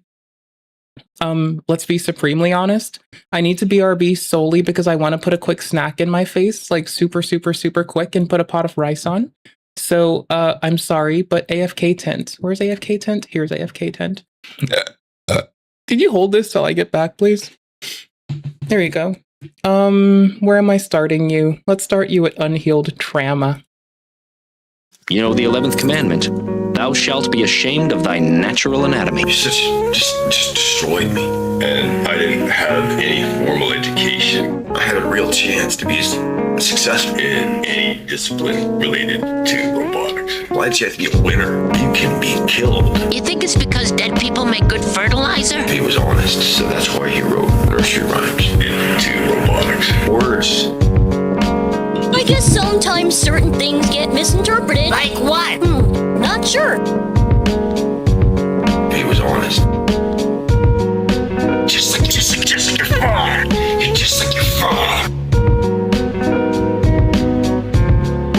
I was a software guy that built full stack application in many different languages. I just have to be a winner. I just have to be a winner. Be a winner. What do the words mean? Be a winner. These words rule your life. Front end, back end, rule, database, your life, architecture, your life, database. Because with the meaning of these words, you can be locked up until you die. Server communications, and then I branched into software testing. I branched into mobile. I branched into mobile development. You can be happily bumbling along, doing what you think you're supposed to do. I wanted my dad to help me build a fighting robot back in 2017. Doing the things that help you to get along with everybody around you, and you can feed yourself and house yourself, and mobile, happily bumbling along, doing... Why don't you cry to your mommy about all this? Because my mom's dead and dumb. I love my mother. I hate my mother. I love my mother. I hate my mother. I love my mother. I hate my mother. I love my mother. I do. She was a good, honorable... I love my mother. I hate my mother. She was a good, honest, honorable, loyal, responsible... Don't look at me like that. I'm very responsible. I love my mother. I hate my mother. I hate fun, decent, intelligent, creative, hard-working woman. I hate my mother, but I never had any professional training or experience, but I did build my own.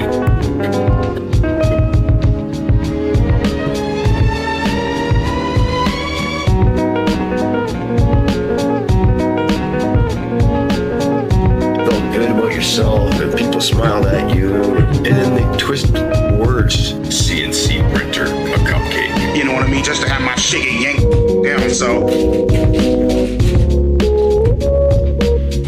Humpty Dumpty, Lewis Carroll had important things to say, but he lived in a world where they fucking kick his door wore down and drag him away in handcuffs. So, we'll see how long this motherfucking shit lasts. To a mental institution if he was honest. So that's why he wrote nursery rhymes. I hate my mother, I hate my mother, I hate my mother, I hate my mother. I do. She was a good, honorable cha-cha gram. I love my mother.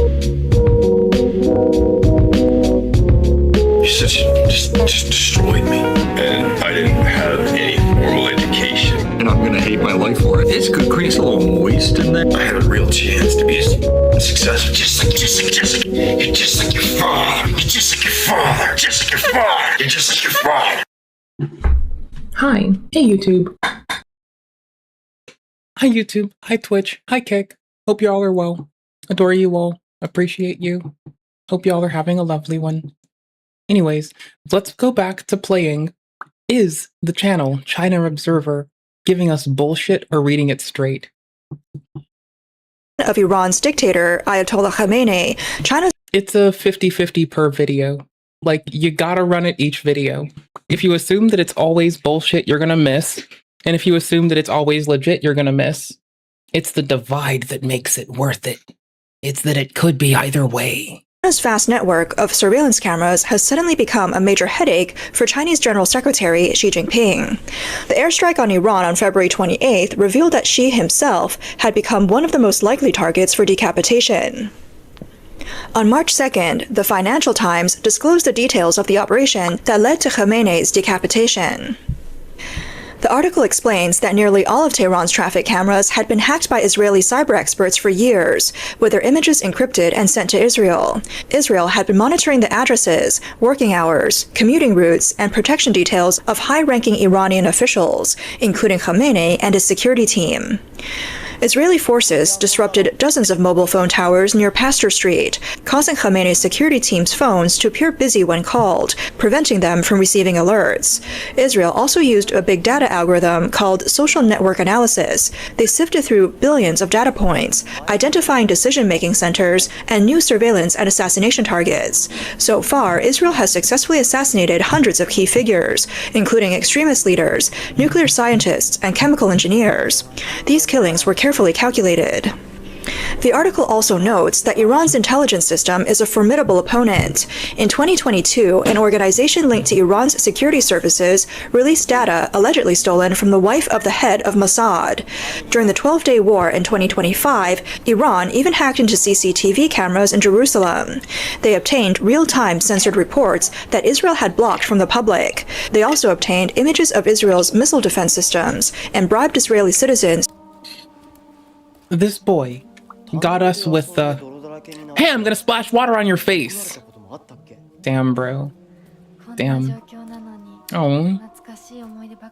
I think he has a crush on our character because he did the splashy water thing. I could be wrong. I might be misreading this. To create a detailed route map of an important political figure.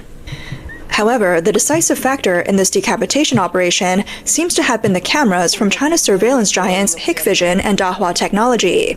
These two companies, dominating the Iranian market with their competitive pricing, ironically provided Israel with the most reliable first-hand data for their Did you say her skirt was already frayed before this?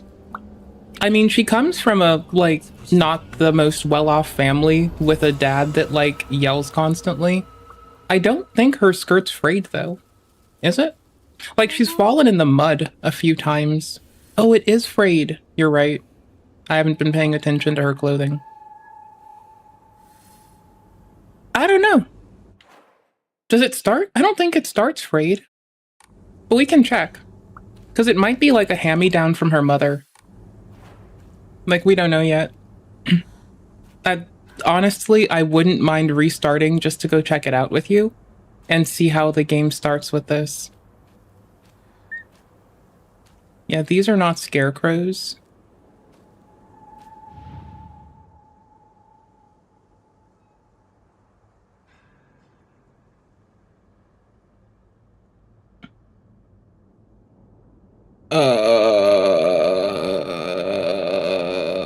Why is there a not scarecrow dressed like one of her classmates? Well, that was a quick death. I fumbled what key to grab. I fucked it up. Continue! Does it put me back super far? Oh, it starts me here. That's nice. I'm getting lost. What's it care want me to do? Space Wars!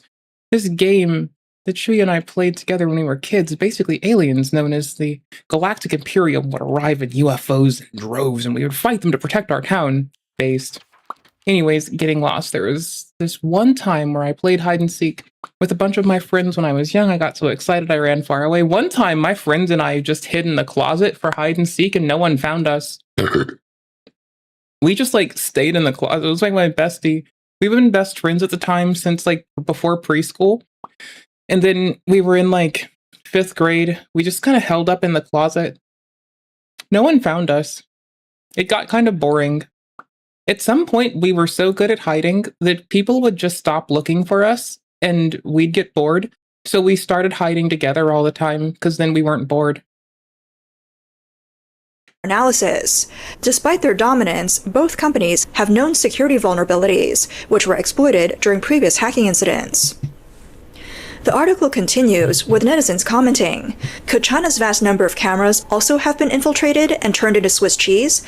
China has the most cameras in the world, and now Xi Jinping is the world leader most likely to be decapitated. It's like shooting oneself in the foot. Some netizens even mocked, our great China has countless cameras, and they only seem to malfunction when searching for missing children. The situation is far from over. Soon, another shocking message arrived, sending Xi Jinping into a panic. According to media reports, a retired Mossad official has just revealed astonishing details about the assassination of Khamenei and his high-ranking officials. On the evening of February 26, Khamenei returned to his residence in Tehran from a deep cave in the mountains. The reason for his return were as follows. February 28th was the Jewish Sabbath in Israel, during which Jews are prohibited from working, including activities like watching television, using phones, and even lighting fires. Khamenei believed that there would be no military actions before sunset on the 28th. 2. Israel announced in the newspapers that it would be a holiday in the coming days, and large numbers of military personnel were on leave. Television broadcasts showed important military figures, such as the chief of staff, spending time with their families. This led the field that is all misty is really scary. I keep thinking someone is there, but I was just a scarecrow with a creepy face. But then there's one scarecrow that's not actually scary. The only reason it's making a scary face is because it's got a thorn sticking into it and it's hurt.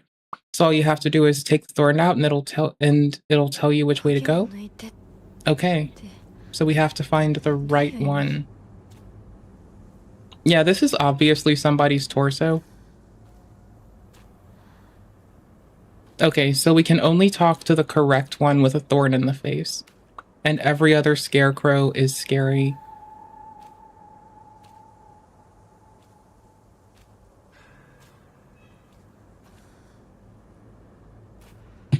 led Iran's intelligence department and Khamenei to believe that nothing significant would happen before the nightfall of the 28th. 3. Many years ago, Israeli spies, disguised as dentists and doctors, set up clinics in Tehran. They were very careful and attentive when providing medical services to high-ranking officials, including Khamenei. Khamenei had dental work done, and other officials had procedures like colon polyp removal or heart stent replacements. These doctors had several equipment installed, which allowed Israel to track their movements.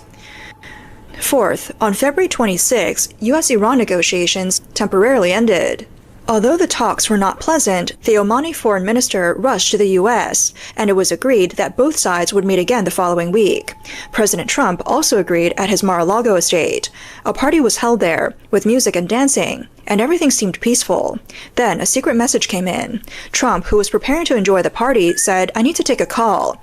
On the other end was Israeli Prime Minister Benjamin Netanyahu. He informed Trump that the red target had moved from the mountain to Khamenei's residence in Tehran, and that a meeting had been scheduled for the evening of the 28th.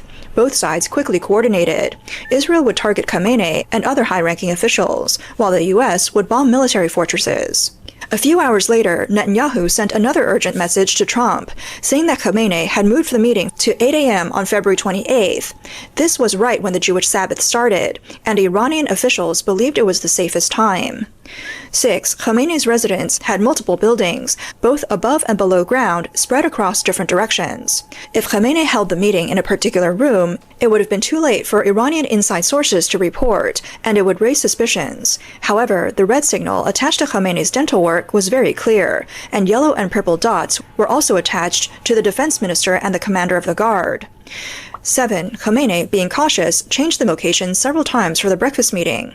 Eventually, by around 8:15 a.m., he and 40 other high-ranking officials gathered in one place. At that moment, 30 missiles flew in, and Khomeini and the others were killed in the bombing. A user on X shared this information, stating that it cleared up their doubts about how Iran's inside sources could provide information to Israel so quickly. Senior analysts believe that it is certain that there were inside sources among Iran's high officials, and even within Khomeini's inner circle. While it's not completely impossible that spies embedded in dental work could have installed microtransmitters, the likelihood of this happening is very low. Israeli infiltrators, such as dentists, are more likely to have used close contact with high-ranking Iranian officials to implant small amounts of radioactive substances on them. This way, as the key targets moved, other infiltrators could track. Oh, you think it's just the end of every breath, not sentence? Oh, the way it trails off at the end of every sentence makes you think that it's AI, but you don't think... Sorry, but you don't think it is? But the breath is trailing at the end of each sentence? I mean, all looks and more. And honestly, after the whole, like, Domo 3000 only waifu, like, hiding their voice because they're afraid of how people will perceive them for years. I don't know. Did it say their face? A thorn sticking into it and it's hurt? So all you have to do is take the thorn out and it'll tell you which way to go. But don't get too close. To the really scary scarecrow so much there's a monster who only is pretending to be a scarecrow that likes little kids. Oh, likes murdering little kids, tell you that fucking much.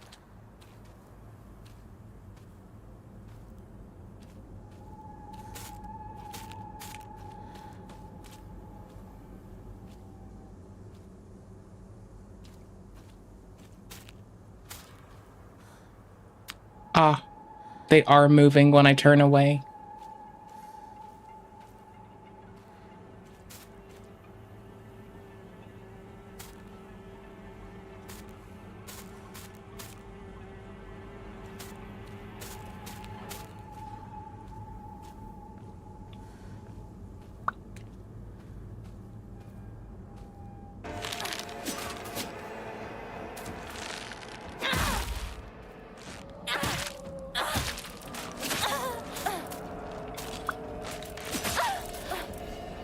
Oof. There goes our health bar.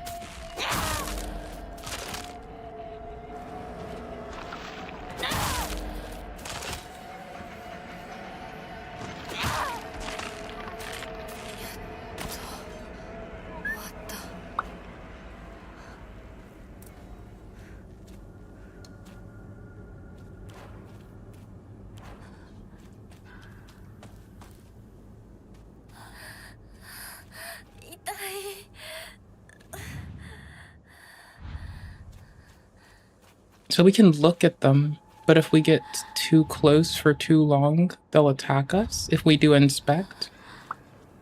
I didn't see a single thorn yet, though.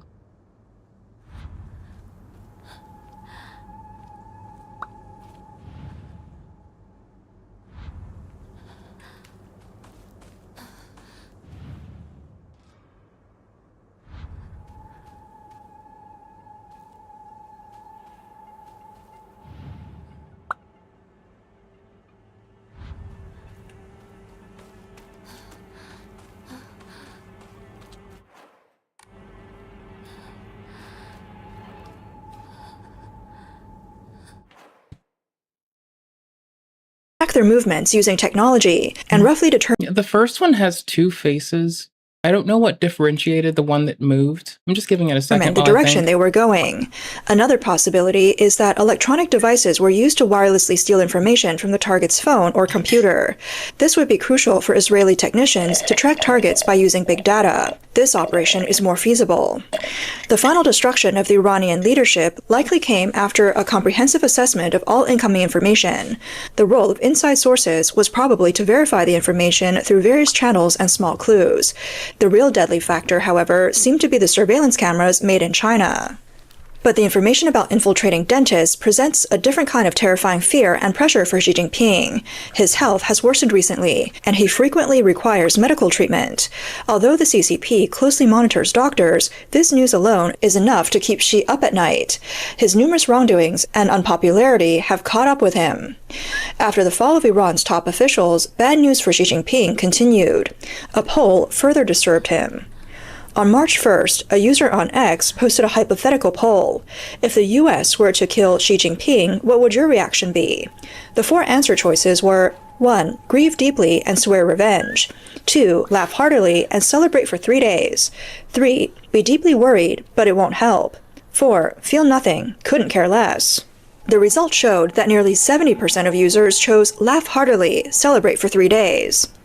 Some user comments were, I'm ready to spend 20,000 yuan on a big feast. 3 days of celebration is too little. Adding a 0 wouldn't be enough.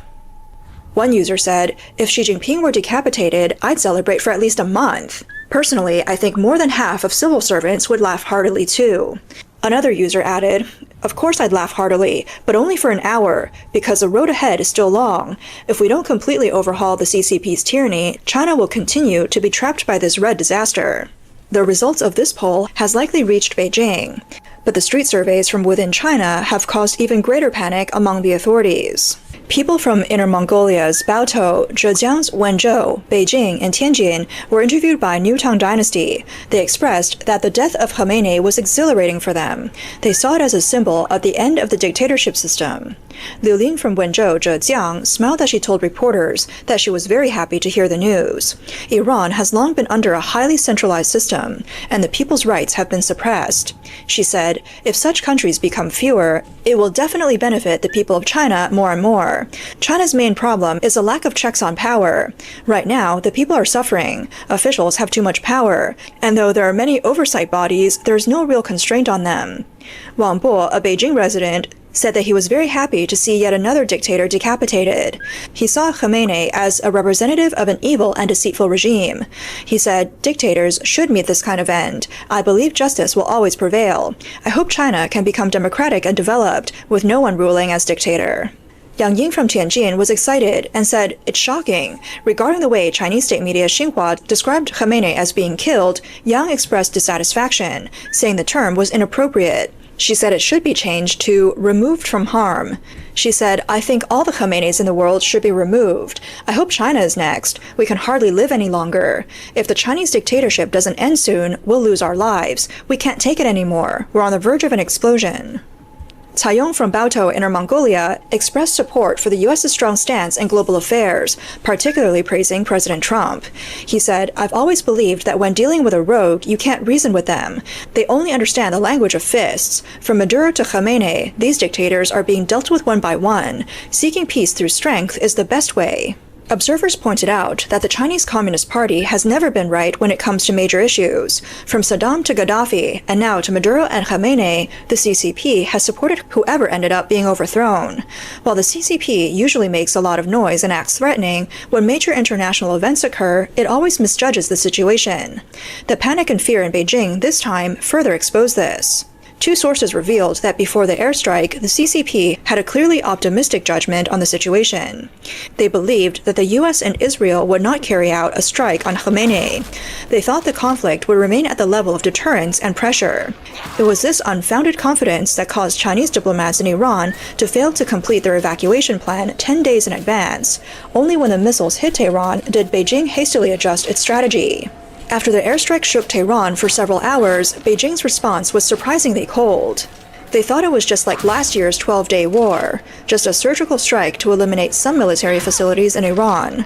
That night, the CCP's foreign ministry responded to our reporter's questions about the airstrike with fewer than 80 words. He expressed high concern and emphasized that Iran's sovereignty should be respected, and called for an end to military actions. The full statement didn't condemn either the US or Israel. This deliberately toned-down statement starkly contrasts with the reality of Iranian leadership. Mr. Kong, a source familiar with China's foreign affairs system, revealed to the media that the foreign minister's statement had gone through multiple rounds of revisions. He said the original draft contained more direct language, pointing the blame at Israel and the US, but during the internal review process, each line was deleted. The final decision was to avoid mentioning the US and Israel. Mr. Kong also mentioned that Khamenei had close ties with the CCP and had received multiple technical aids from the Chinese authorities. Yet this did not prevent the precise strike. He relayed feedback from the front lines, stating that this operation did not come from external infiltration. Rather, Israel and the US used high-tech methods to identify Khamenei's possible meeting locations across 7 underground bunkers. Dozens of bombs were dropped on the primary target, and Khamenei and those around him were killed on the spot. This outcome shattered Beijing's long-standing confidence in its technical capabilities. On the evening of February 27th, China's embassies and consulates in several Middle Eastern countries issued urgent notices, advising Chinese citizens in Iran to evacuate as soon as possible, and warning them not to travel to Iran. The notices highlighted the escalating external security risks in Iran, with several countries already activating their evacuation plans. Given the worsening situation, the Ministry of Foreign Affairs and China's consulates in Iran issued concentrated warnings, urging Chinese nationals to increase their precautions and leave the country as soon as possible. Mr. Ma, an insider in the CCP, told reporters that before the airstrike, the Foreign Affairs system had conducted a security assessment of the situation. However, some decision-makers continued to rely on frameworks that had been in place for decades, believing that although Iran had long faced military threats from the US and Israel, it had never suffered a full-scale strike. Therefore, they inferred that the likelihood of a large-scale strike was limited. He said Beijing based its judgment on data analysis provided by the Iranian embassy staff. The results of the airstrike have proven that this was a major strategic misjudgment, but now no one dares to mention it. Before the bombing, the number of Chinese diplomats evacuated from Iran was even fewer than the number evacuated from Venezuela. Before the real airstrike, the Chinese foreign affairs system and the embassies abroad did not issue any substantial warnings. Only after the US and Western countries began evacuating their citizens did Beijing make its evacuation decision. The strike on Khamenei left the CCP in a dilemma. Independent Chinese scholar Mr. Zhong told the media that Beijing chose not to publicly side with its ally, but to leave room for maneuvering. The high concern expressed by the Ministry of Foreign Affairs. Y'all, I have not seen anything that looks like a thorn this whole fucking time. Like, I swear. Affairs was mostly a symbolic gesture. What the CCP truly considered was not the survival of the Iranian regime, but how to avoid a direct confrontation with the US. He said, in the upcoming meeting between Xi Jinping and President Trump, they're expected to address critical issues like trade, technology restrictions, and financial sanctions. The CCP's core interests are at stake. In this calculation, the so-called strategic partnership with Iran can be easily downgraded. Mr. Zhong believes that this sudden strike not only reshaped the Middle Eastern landscape. So, okay, here's what it says. The field that is all misty is really scary. I keep thinking someone's there. But it's always just a scarecrow with a creepy face. But there's one scarecrow that's not actually scary. The only reason it's making a scary face is because it's got a thorn sticking into it, and it's hurt. So all you have to do is take the thorn out and it'll tell you which way to go. But don't get too close. Don't get close to the really scary scarecrows. Someone said there's a monster who's only pretending to be a scarecrow that likes eating little kids. But also revealed the true direction of China's foreign policy. When the CCP's own regime security and economic interests are threatened, it won't risk it for any relationship with an ally. Analysts suggest that Xi Jinping is now concerned with one thing: the cameras on every street. They're no longer just tools for him to suppress the people. They have turned into his own nightmare. The news from Iran made him realize that his name is now at the top of the next decapitation list. What he struggles with every day, besides how to deal with President Trump's psychological blows, is finding out who around him is most likely to betray him.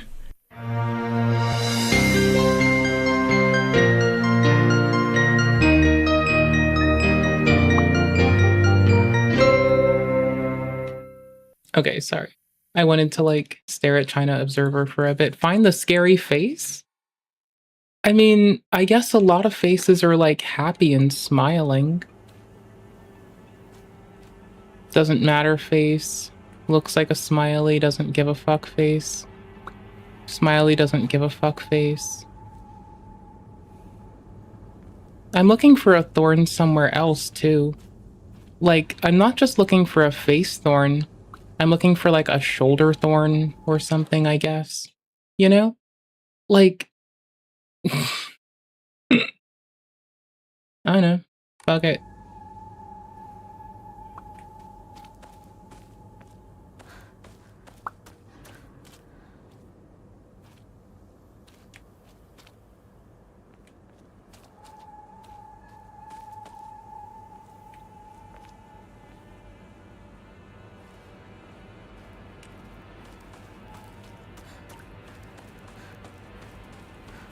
Thank you for letting me play as China Observer bullshitting or not, by the way, y'all. It's my second favorite game. I think I see the thorn. I see the thorn. There we go. Flashcards. It's okay, you don't have to be afraid anymore.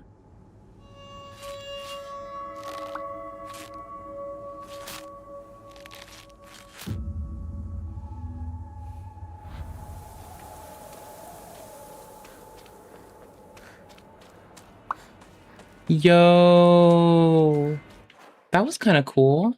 That took me a while, but that was kind of cool. Big respect. Sorry, I'm finding the next bit of depraved nonsense we're going to stare at. Again, this is a lovely warning from me to you. Do not let anyone convince you that wasn't a scary face at all. Yeah, but they looked contorted, like they were in a bad place. And not many of the faces, if any of the faces, actually looked what I would call scary. They just looked like in different sorts of indifference and pain. But that one had a gesticulation of abject agony. You know? I don't know. I don't know.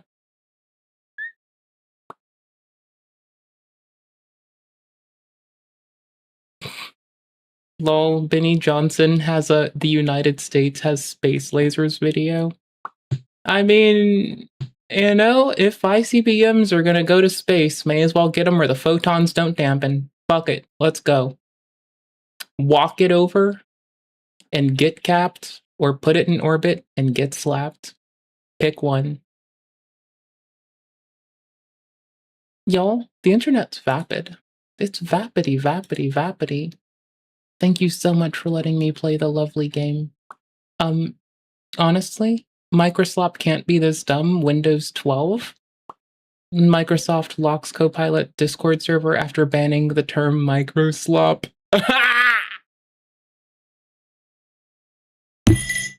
Y'all realize I call myself terrible trash and ass all the time and I don't give a fuck, right? Y'all realize it doesn't take that much to just, like, not be whiny, right? Like, it's not that hard, bro. Like, you can just, like... wake up, accept that you're shit, and not complain about it. Because that's what I do.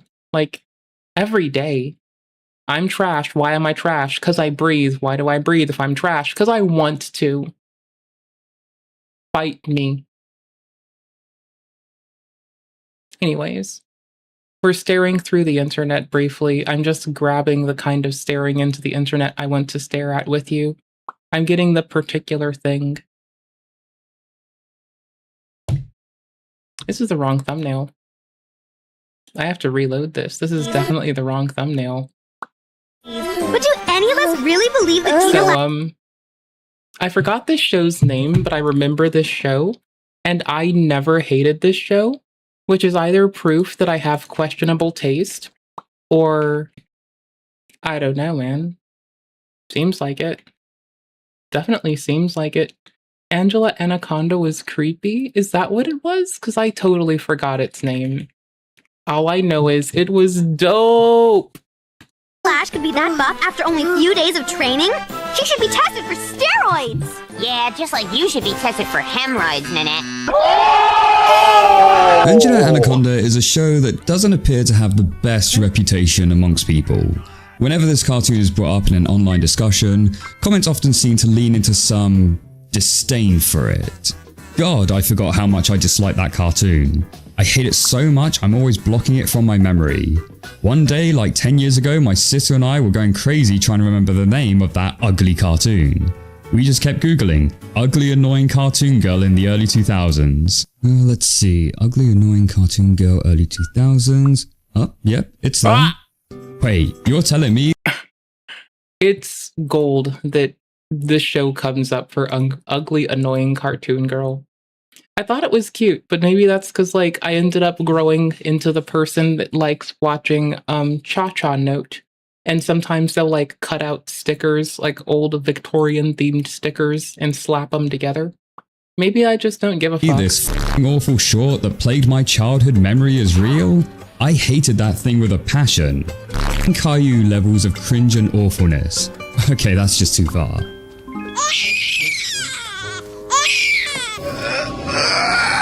Help me!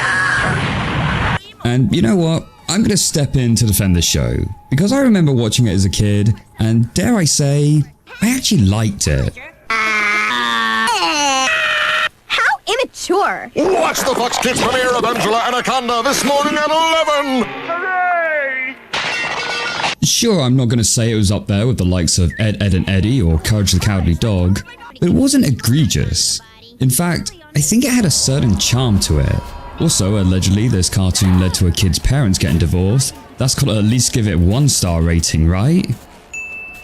I mean, can a cartoon you like claim it led to a family breakup? Yeah, suck it, Gravity Falls. My ex-wife still misses me, but her aim is getting better! Her aim is getting better! So I think I need to take a look back at this series to see whether there were actually some good qualities to it, or if it was just childhood nostalgia that hasn't aged too well. Diddy poo, what you gonna do? You're a faker and a flaker and an unfriended. My name is Angela, hey hello! Welcome to my very own show! Oh, wait, okay, yeah, first impressions? This intro song is actually quite painful. My name is Angela, and you are not Nanette Manwar is a stuck-up jerk-faced nut! We did 20 takes, and that was the best one. So, what's the premise? The show Angela Anaconda focuses around Angela Anaconda, who is an 8-year-old girl who lives in the American town called Tapwater Springs. There she has her mum, dad, 2 brothers, and a baby sister. But the majority of the episodes will focus around her and her 3 friends, Gina Lash, Johnny Abodi, and Gordy Reinhardt, and will normally follow them in some down-to-earth style adventures where they're often competing against Angela's rival, Nanette Namoir. The series was created by Joanna Ferrone and Sue Rose, and the show first started out as a small series of shorts on Nickelodeon's animated sketch series, Kablam, in 1996. Though looking a little different from the final product, the basic fundamentals were all there, such as the unique art and animation style, the voice actors, and even Angela's trademark and borderline Oh, you never watched Gravity Falls, but you heard it's decent? Damn right. It's okay. It's a little weird. But honestly, it's not the worst thing ever. It's just not the best either. But it's okay. It's fine. It's mid-tent. I have very few complaints. I watched it at my friend's house. He was determined to watch the whole damn thing. So, you know. Psychotic revenge fantasies that you would have in every episode. These shorts, though looking a little uncanny, would prove successful enough that they would be developed into their own full show in 1999. The series would be produced by Core Digital Pictures and animated using the program Elastic Reality. For the main characters, they would use real-life models and take a series of photographs using multiple angles, different facial expressions, and many different mouth positions, which are known as phonemes, with Angela herself having 33 of them. And interestingly enough, some of the background and supporting characters often use crew members' faces instead of models, such as Mrs. Brinks for example, which I think is quite awesome. In fact, the backgrounds in the show were also based off photographic references, with some even being used from the crew's local areas. So yeah, that must have been pretty cool. Not only having your own face appear on the show, but also potentially having it appear on an area that you've actually been to. Now, contrary to what seems to be the popular opinion, I don't actually hate this art style. In fact, I think it has a certain level of charm to it, reminding me with a mixture of South Park and those Monty Python sketches. Now, I'm not going to come out and say that it's perfect. There's a lot of questionable features, like why are the characters' skins black and white? Why are hairstyles sometimes presented as more artsy and some more photorealistic? Why does it look like it was cropped straight out of MS Paint? Why do arms mostly have skin texture, yet sometimes they don't? And why, despite the realistic character designs, are the backgrounds so stylistic and quirky? Aesthetically, it really doesn't make much sense at all. But in a weird way, it also kind of works, as everything is so nonsensical that it does oddly fit together. And after looking back at the art style used in the early Kablam shorts, it does make me appreciate more of what we got in the final product. But that's not to say that this show doesn't have its odd looking moments. The school caretaker looks really creepy from sideways angles. What is up with this woman's expression? What the hell is that bakery image? This eating animation just looks creepy. Please kill me. And I really don't like how this child is walking. And why, oh why, in the very first episode I watched, did they have Angela appear in this demonic pretzel form? Amazing! You certainly didn't get that from my side of the family. Yeah, much to her dad's disappointment. But hey, at least the dog is looking pretty cute, right?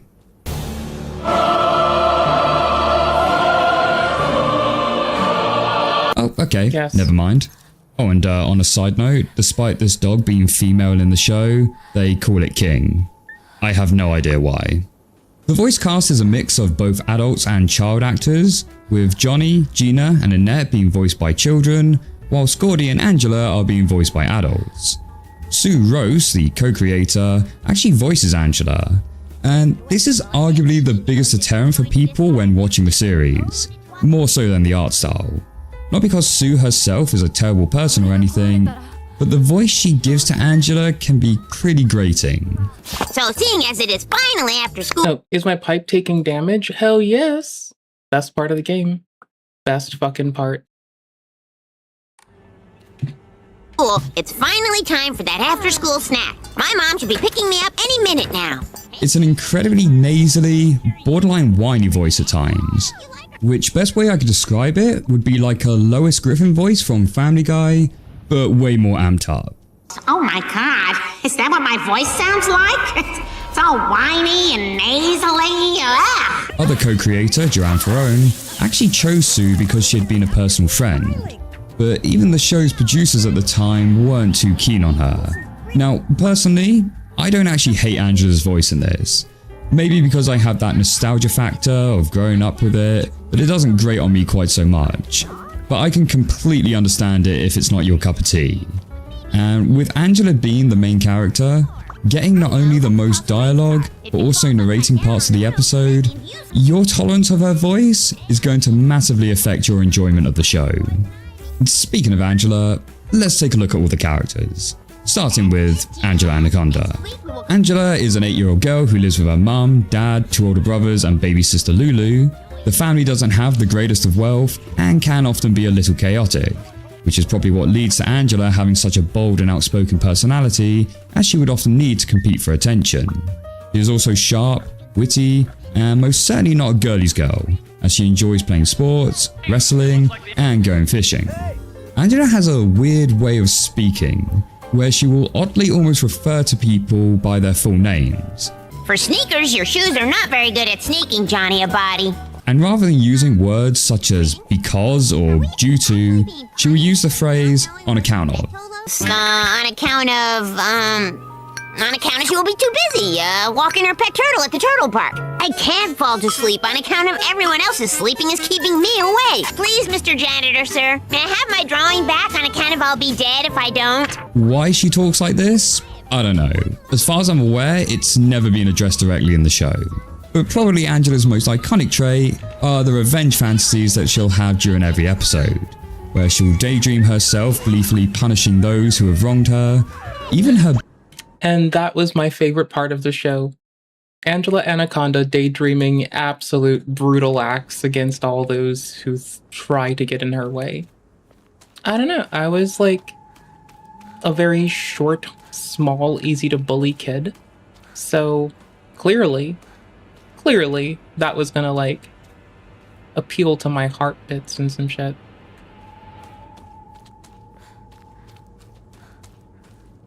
I don't know. It worked. It was nice. I liked Baby it. sister, which does make her feel a little bit psychotic at times. Though one thing I do like about the series is how it will show Angela to also be a flawed character. She can be selfish, egotistical, and at times even unreasonable. And this is often, though not always, called out upon. And in some instances, Angela herself can realize that even she's gone too far, and will have herself portrayed as the victim in one of her sadistic fantasies. Then you have Angela's best friend, Gina Lash, whose character is being smart and fat. And no, that's not me being mean, that is literally much of her gimmick in the entire show. This sure has not been the best of days. I know. I was last in the lunch line and only got leftovers. Sorry, not interested. You then have Johnny Abardi, he's not too bright, and Italian. Again, pretty much his entire gimmick. Sometimes he's shown to have feelings towards Angela, such as when he gets jealous thinking that she has a crush sending her gifts, so he will send flowers to her in retaliation. Though interestingly enough, in the earlier Kablam shorts, it was Angela who had the crush on Johnny. And the final of the core friends is Gordy Reinhardt, a timid dorky kid who suffers from asthma and has a bit of a crush on Gina Lash. Can I have a ride? Oh, me too! That is, if there's room on Gina Lash's lap. One gimmick to his character is that despite his fragile and geeky nature, his dad is the complete opposite, being the coach of the school football team. And in this way, he kind of reminds me of the character Gus from Recess, who is also a bit of a geeky kid with a tough guy father. But I do like how they give Gordy and his dad a wholesome relationship. It could have easily fallen into the stereotypical trope of where they dislike each other and don't get along, but they do tend to genuinely appreciate one another. I particularly like the I'm just a bit miffed that we didn't get another, like, journal entry for this area yet, but it's a slightly different area. So, or it would be a collectible doc. Oh, we have the flashcard.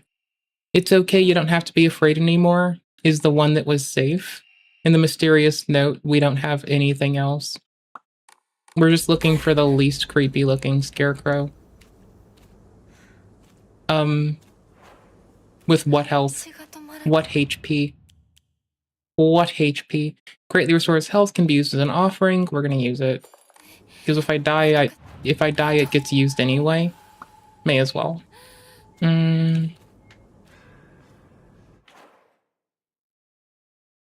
Left with no choice but to finish the final part of the procedure. You will not.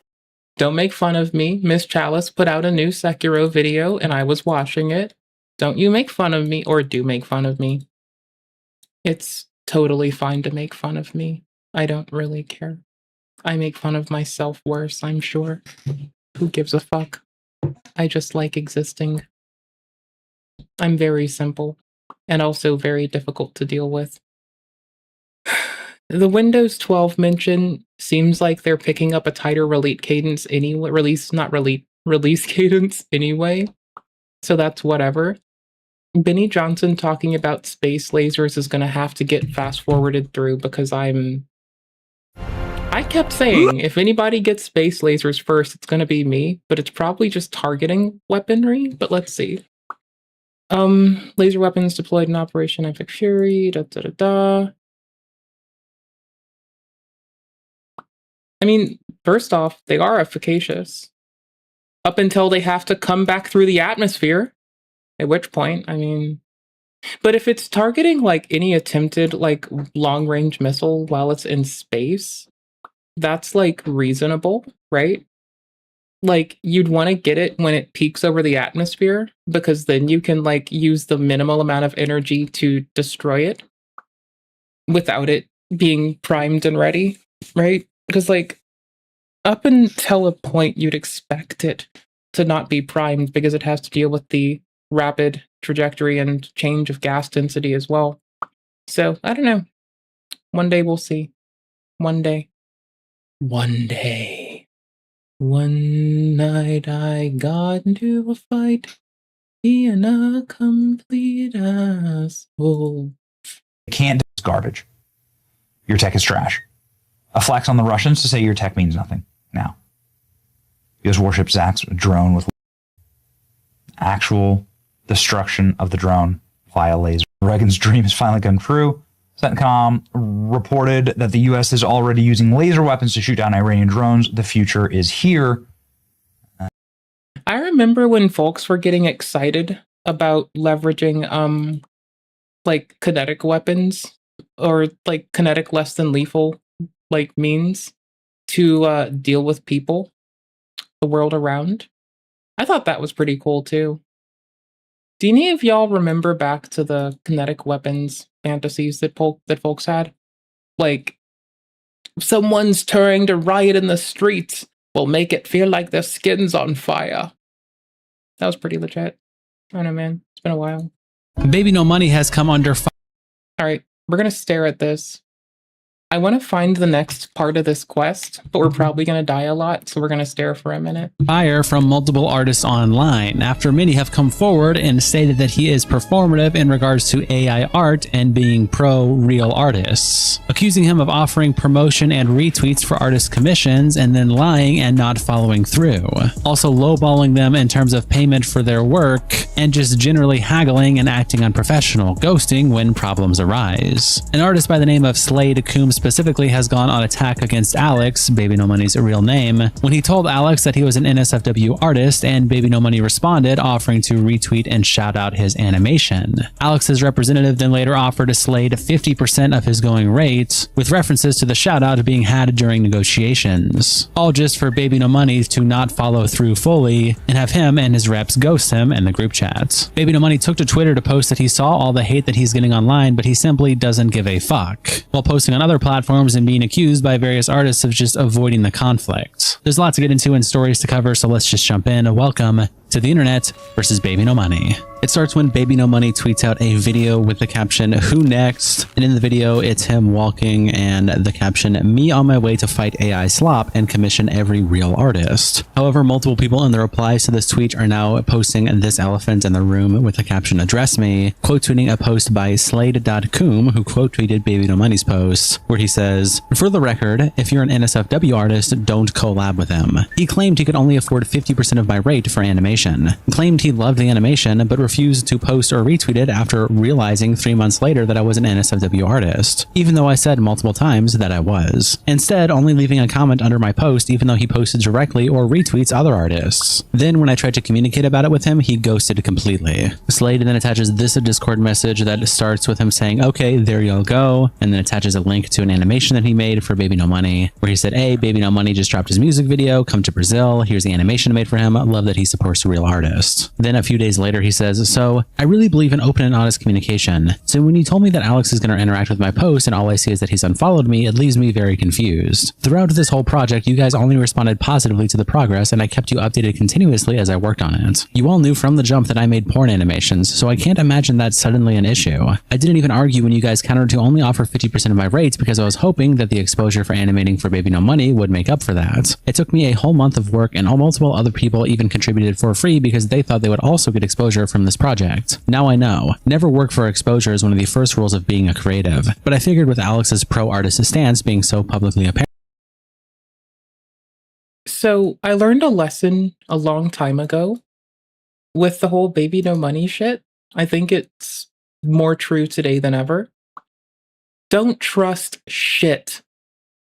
You're welcome. That it would really be beneficial and fun to like, it's really easy to telegraph your fucking position in something. It's really hard to just live by it, so just don't trust people. Show people that NSFW artists can do more than just NSFW art. I'm just really confused because it feels like the words and actions aren't aligning. If I did something wrong, please at least let me know so I don't make a similar mistake in the future. Then a couple of days later he sends another message saying, "I just have to say, after all of this, it's incredibly disappointing that you only left a comment under the post instead of retweeting like you have with other animations, despite the claim it was one of your favorites. I get it. You're ashamed of associating with an NSFW artist. I just wish you hadn't hired me for half my rate site in the first place. He also attaches this text message from February 7th and February 8th, roughly the same day that longer message from the previous one we just looked at was sent to the group chat, where he messaged April directly saying, okay, April, level with me. What's going on? Because I've been checking and the only thing that's happened today is that Alex unfollowed me. What's the problem? You guys said you liked the animation. And April replied the next day saying, hi, hello. And Slade said, hey. And April says, I'm sorry about Alex not interacting with the animation yet. We are doing a bunch of different things. I'll make sure he gets to it today. And we did love the animation. And Slade says, okay, but he unfollowed me yesterday. And April replies, I'm sorry that it seems like we didn't due to him not interacting with it yet. Yes, he told me about that. He didn't realize you were an NSFW account, and I guess he kept seeing NSFW stuff on his timeline. So with that, he unfollowed you. It's nothing personal, and he absolutely does think you are a dope-ass artist. You were one of his fave animations during this rollout of CTB animations. I apologize. There should have been a heads up or something, and I also understand your frustration. Joshua replies saying, finally, vindication on this performative asshole. Sucks this happened to you, and I hope you get something out of this, but now you see who he truly is. And Slade replies, I don't even want anything else at this point. I just want to warn other NSFW creators so they don't get potentially taken advantage of. He also replied to his original post with this post saying, good point, so here's the full DM history of the project with them from start to finish. And there's a lot of messages here where we read more of the relevant ones to the story. It starts off with them introducing each other. April says hi, Slade says hey. April asks the rate and he says, so for 10 seconds I usually charge $700, but I'm really excited for this project. So oh, drum up drama? Wait, are you saying that this is drummed up drama? Because I wouldn't call you wrong, but if you're telling me to drum up drama, not today, maybe later. Ask nicely next I'm happy time. to take a lower rate for the chance to work on something that isn't porn. And she replies, okay, so best we can do is 350 USD because of the 100 people we're commissioning. And he says, easy, I can do that, no problem. Alex mentioned something about an MFN clause in the agreement offer, so I just need to know the specific details and if there are any guidelines I need to adhere to. Then she just gives the specifics on the animation, and then Baby No Money joins the chat saying, what's up, looks very awesome. I don't really have a model organized ready to use, stoked to be in touch. And then they just talk about making the model for Baby No Money here various times. They're just working out the details of it as he sends. So I've learned quite consistently I'm looking for the mannequin that isn't armed, because so far, like, she's been our guiding light. Just trust her. Keep looking. Keep trying. Keep being. Keep believing. Don't stop being a goober. I think I'm going straight still. Yep. Sends messages showing updates. He sends a picture of them all in the car. Baby No Money says this is dope. At one point he says, hey, so I know you guys said it's 2 to 3 week deadline. I'm gonna need the 3rd week. And April says, haha, no worries. Latest is like November 25th. Then more conversation about the... Well, to be exact, we're looking for a very big smile. Like a very big, quite flat smile. And no weapon. Together. This might not be her. Oh, I could have just lied to you, told you to go any which way.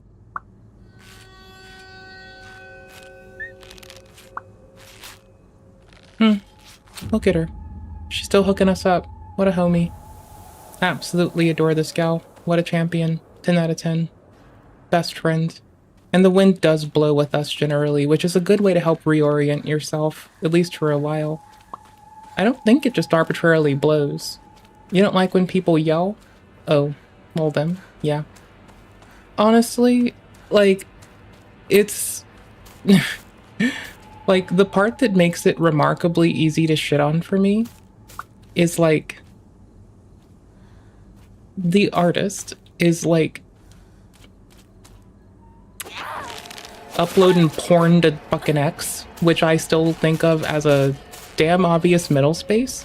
So I'm sorry, I'm like, I have some sympathy for them getting ripped off, but I also find it essential, if not important as fuck, to shit on how they money make by choosing to go to like X. It's like, I'm sure go make what you fucking want, I don't give a fuck.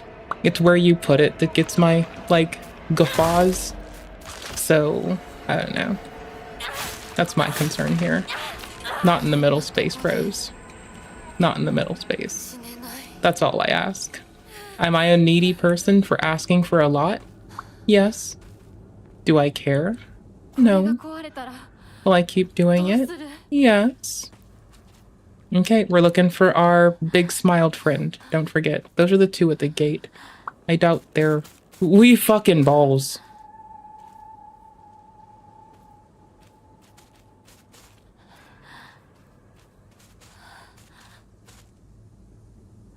Oh, it's both of them. Oh my fuck, it's actually both of them coming into us. Okay, we're gonna find our friend. I think this is her again. Oh, I see it.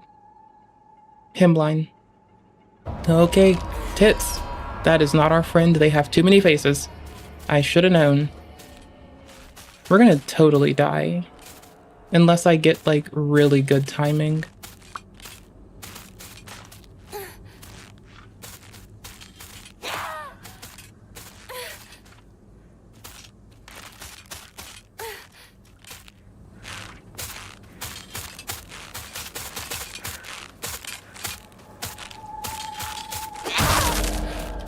Ooh, good opening.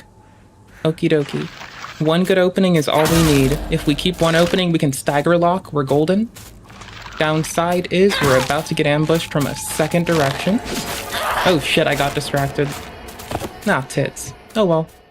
Rig. Then April says, okay, so whenever you finish this, don't post it right away, because I think we're going to hold off on posting animations until the music video comes out, which will be sometime in early December. And then Slade replies, okay, this was on November 13th, by the way. He then says, still working on it, on track to finish. And then finally on November 24th, one day before the deadline, he does send the message of the animation, saying he has about 5 seconds of animation left, and he wants to hit the deadline. He does say he may need a few more days, and April says that's fine, and then they say 2 to 3 days extra is okay. Then he asks for payments, wishing him a good Thanksgiving on November 28th, and April reacts to animation, laughing about the car falling off the cliff. She then asks for the jiggle physics of the boobs to be toned down a bit, if not then no trouble. He says that he can't because it's already been rendered and composited, and I use the same file for each shot, so I don't have the file set up for those earlier scenes now. He then asks if they can still use it, and April says, all good, yeah, I'll give you the go ahead when you can post it. And he says, okay, bet, has Alex seen it yet? Then a few days later, she says, I'll make sure he sees it, and then he replies, okay, thanks, also when should I expect payment for the project? And then he fills in a form, says done, and then they finish their conversation up on December 1st. Then about 8 days later, Baby No Money makes a post on his page saying, as you guys know, I am for the people and the people have asked me to stop making.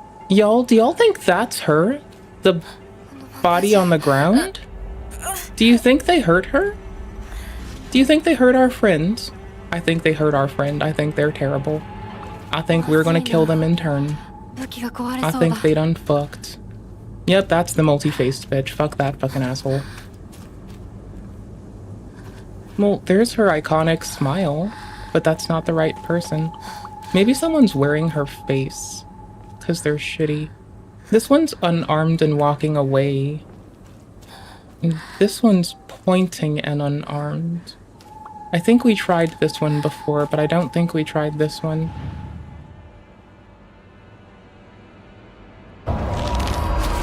That's clearly not the one we wanted. Oh well. Guess we get to restart.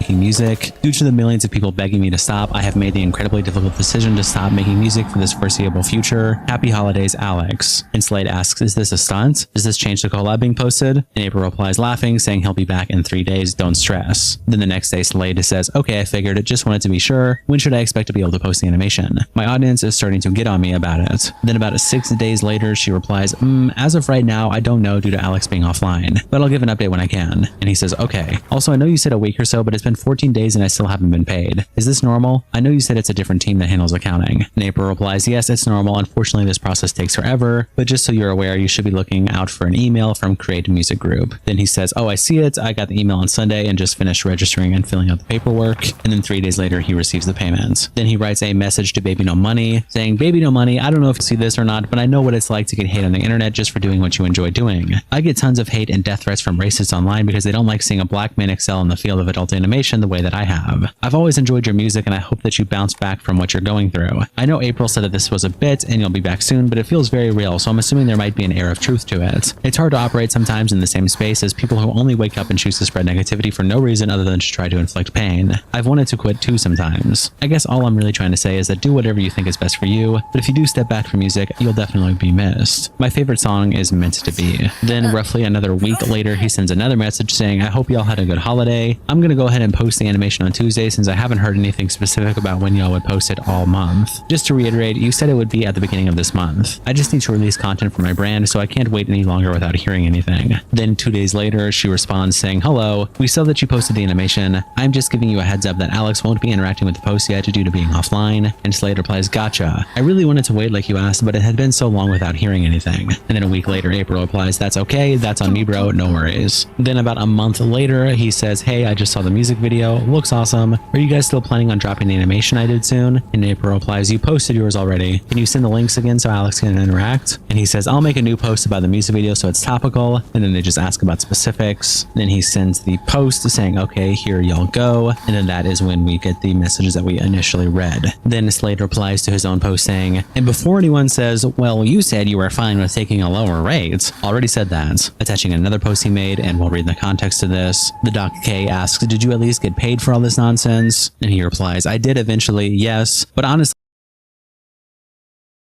oh, they said the Doc K, and I for some reason thought Dr. K. Did you at least get paid for all this nonsense? And he replies, I did eventually, yes, but honestly the money isn't the real issue. I told them I don't mind working for a slightly lower rate if it meant I could be promoted for doing something other than NSFW art. It's about the disrespect and ghosting. It was entirely unprofessional. He also tweets out DMs between himself and Baby No Money, where he says, also here's the proof from the jump of me telling him that I animate porn and can do more than just that, when on October 23rd he messaged Baby No Money saying, also I can animate more than porn if you wanted to discuss that. The first thing I animated ever was this anime intro, attaching a YouTube link, and 15 minutes later, Baby No Money replied, yo, what's good? And Slade said, let's talk, man. What can I do for you? It would be an honor. I can animate you into your favorite anime intro with cute anime girls. And then he sends a TikTok and just a message about typical commissions. Baby No Money then made a post on his own page, in what appears to be by some in response to this backlash, where he said, been seeing a lot of hate, and I want you all to know I don't give a fuck. And Vice Astride replies, I'm Baby No Money, and I love not paying the people I get to promote me. I'm Baby No Money, and I love lying about not knowing something and only paying an artist half rate. I'm Baby No Money, and I love fetishizing Latin countries. Meloxis replied, you quit making music because of the hate. Then you decided to try and use an NSFW artist for clout and didn't pay him a dime. In fact, you just ghosted him. And then Meloxis replies, there's proof Baby No Money was supposed to support and repost the artist's work. That agreed upon term was not followed through with. Nice try. And he attaches a screenshot of the rest of the messages between Baby No Money and Slade that we saw earlier that was cut off, where he says, what's your typical commission? And then he sends the audio for the Come to Brazil story, and here he says, we are basically doing an MFN deal, same deal with everybody, where I'll repost and engage. I can just activate all the scarecrows and run. Oh shit. Not anymore, I can't. Well, guess we can. Nice. Dope.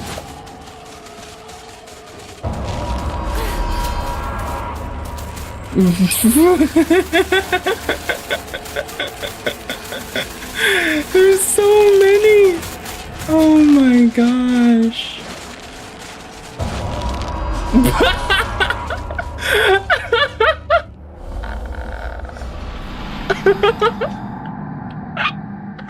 I bet I can brute force the puzzle.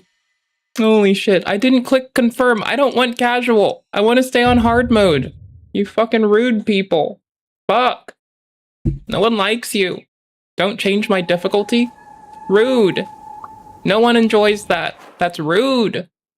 With your video. Hope to hear back from you. And this MFN deal is the same one in the original messages when he said, I'm fine with working for a lower rate. They offer the lower rate, and then Slade replies, I can do that. Alex mentioned something about an MFN clause in the agreement offer. So that's what Slade is referencing there. Slade then tweets out these DMs between himself and Baby No Money with the caption, last night Baby No Money reached out to attempt to apologize and pay me off to squash the beef. I told him I didn't want the money or recognition, but instead just for him to acknowledge and apologize to the NSFW community. Here's my statement I made to him. I'll withhold his for now. And it's Slade saying to Baby No Money, I can't believe it took this long for you to bring this up after all these months. The communication from you and your team has been really poor. Honestly, another 350 isn't the issue for me. At this point, I just want you to publicly acknowledge the situation and apologize to the NSFW community. You don't need to tag me. I'm not interested in any recognition right now. Right now, the overall sentiment is that you have no issue aligning yourself with sex workers if they are marketable and it benefits you. And as a result, current impressions are leaning to the opinion that you are a hypocrite as a result of that. I spoke out because I saw other NSFW artists eager to work with you, and I wanted to spare them from experiencing what my colleagues and I went through. It's also strange that you were comfortable streaming with female cosplayers, many of whom are also sex workers, openly promoting it. I've mentioned to you and April several times that my main work is in adult content, so I'm not sure how you missed that. I appreciate the personal apology, and it seems somewhat genuine, but it feels like it's mostly because this situation has received more attention. So again, just address the issue. You can reuse what you already told me. No need to tag me or share my animation, and we can consider it resolved. Right now, I'm really not concerned about the money. Then later he says, I'm sure you'll need to talk about it with your team. Hopefully you can let me know your decision before tomorrow night. Another post also started making the rounds by another artist by the name of Ray Same, I think is how you say it, but they say, I was commissioned last year by a big artist I won't mention. It was an animation meme. Since it was an unreleased song, I had to come up and buy the animation myself. So I did. Took me 4 days to finish it. They offered me $100 as thanks. I haven't stated my prices yet, so I assume that's how the pricing goes, but I was saddened by it, and I asked my friends if it's okay. They said no, I should ask them if I can increase at least to $150 to $200. They paid me $150, but I think it's very underpriced. My Facebook friends made me realize that. I guess I was just scared and blinded. Also, just to add, we talked about payment when the comm is done. I told them, oh no, I don't know. This is my first time getting commed, animation. They then said thank you, and they sent me $100 as thanks. And then I asked if we can up it a bit. It's a huge mistake on my part, but I didn't expect for it to be that low. I mean, they have big artists with millions of dollars. I'm just concerned now if they pay all the artists they commissioned the same. It was a 30-second animation. It's mostly tweening, but well, they said I could do whatever I want with it, so I went crazy. Cause wow, they're actually commissioning me, but I didn't really expect to get paid that low, or maybe I'm just, man, I don't know. And while doing that made me very burnt out on doing animation memes and drawing in general. I mean, I could have told them about the pricing, but I was so overwhelmed and happy. My English is so bad, I apologize. I mean, the post didn't really get that much reach, so I guess it's okay. But yeah, after that, I don't think I'll be doing comms for very big people now, unless they pay me fair. Then Bug replies, is this baby no money? I've seen him commission a ton of people, including a friend of mine, and only offering like $100. It made me a bit uncomfortable how low the pricing he gave was. And Ray Same says, they offered your friend $100 as well? What? That's not okay. I mean, if they really wanted to support artists, they should offer more. Offer what the artist deserves. My friends were also furious when they knew about it as well. And Bug replies, it's nice they let you do whatever you want, but $100 for an entire animation that also advertises your song feels icky. Brianna Banana says, sorry, but if you don't get an agreed upon payment price before doing the work, it's on you. If your pricing is over $100 for your 30-second animation, you are the one responsible for communicating that to the client, not asking for more after without prior notice about pricing. And Ray Same says, it's a very huge mistake of mine. I admit, I just really thought they'd offer more since they're big. I got blinded by them and thought they'd actually pay me fair. No one has ever asked me about animation comm before, so I was unprepared and also in need of money, so I just took it. Jonathan replies to the original post by saying, my favorite part of this is where it didn't even cross your mind to discuss price before starting work. And Ray Same says, I was scared and overjoyed. I agreed it was a huge mistake on my part. I just like, honestly, doing work and not getting paid sucks ass. And I don't think that much that Baby No Money does is safe for work anyway. So the distancing feels fickle.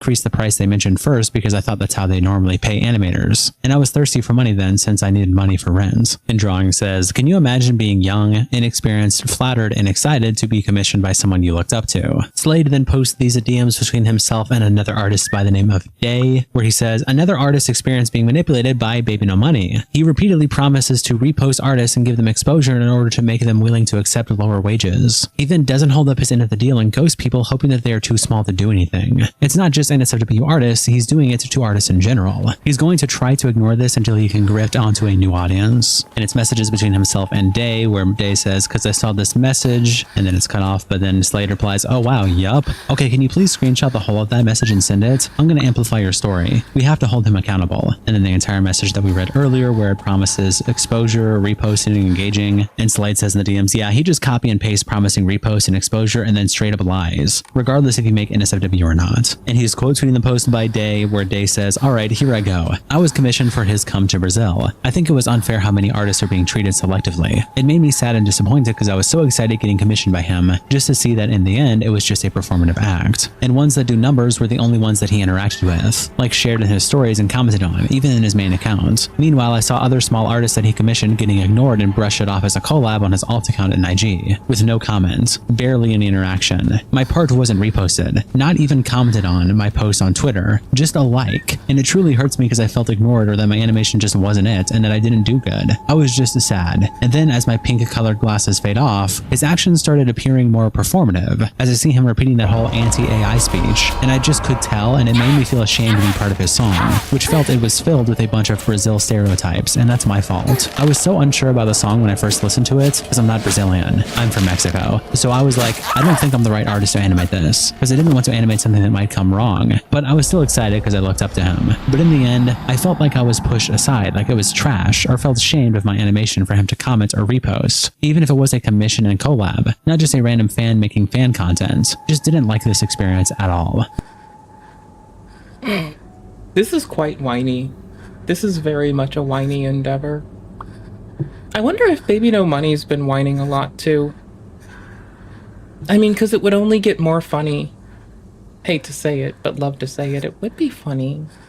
At some point, people whinging is absolute comedy. I'm not sorry. Wait, why won't my obsidian notebook float? I'll be nice. If it floats, I'll be nice, I promise.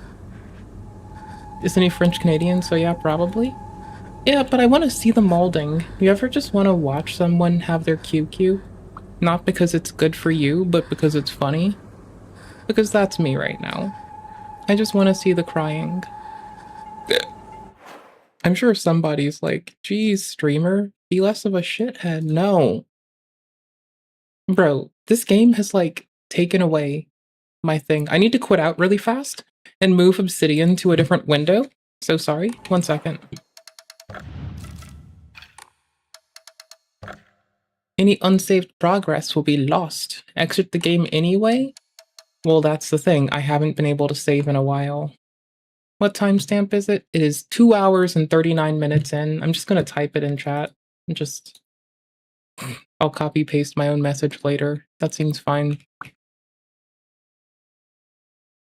That works. Here, y'all hold that for me.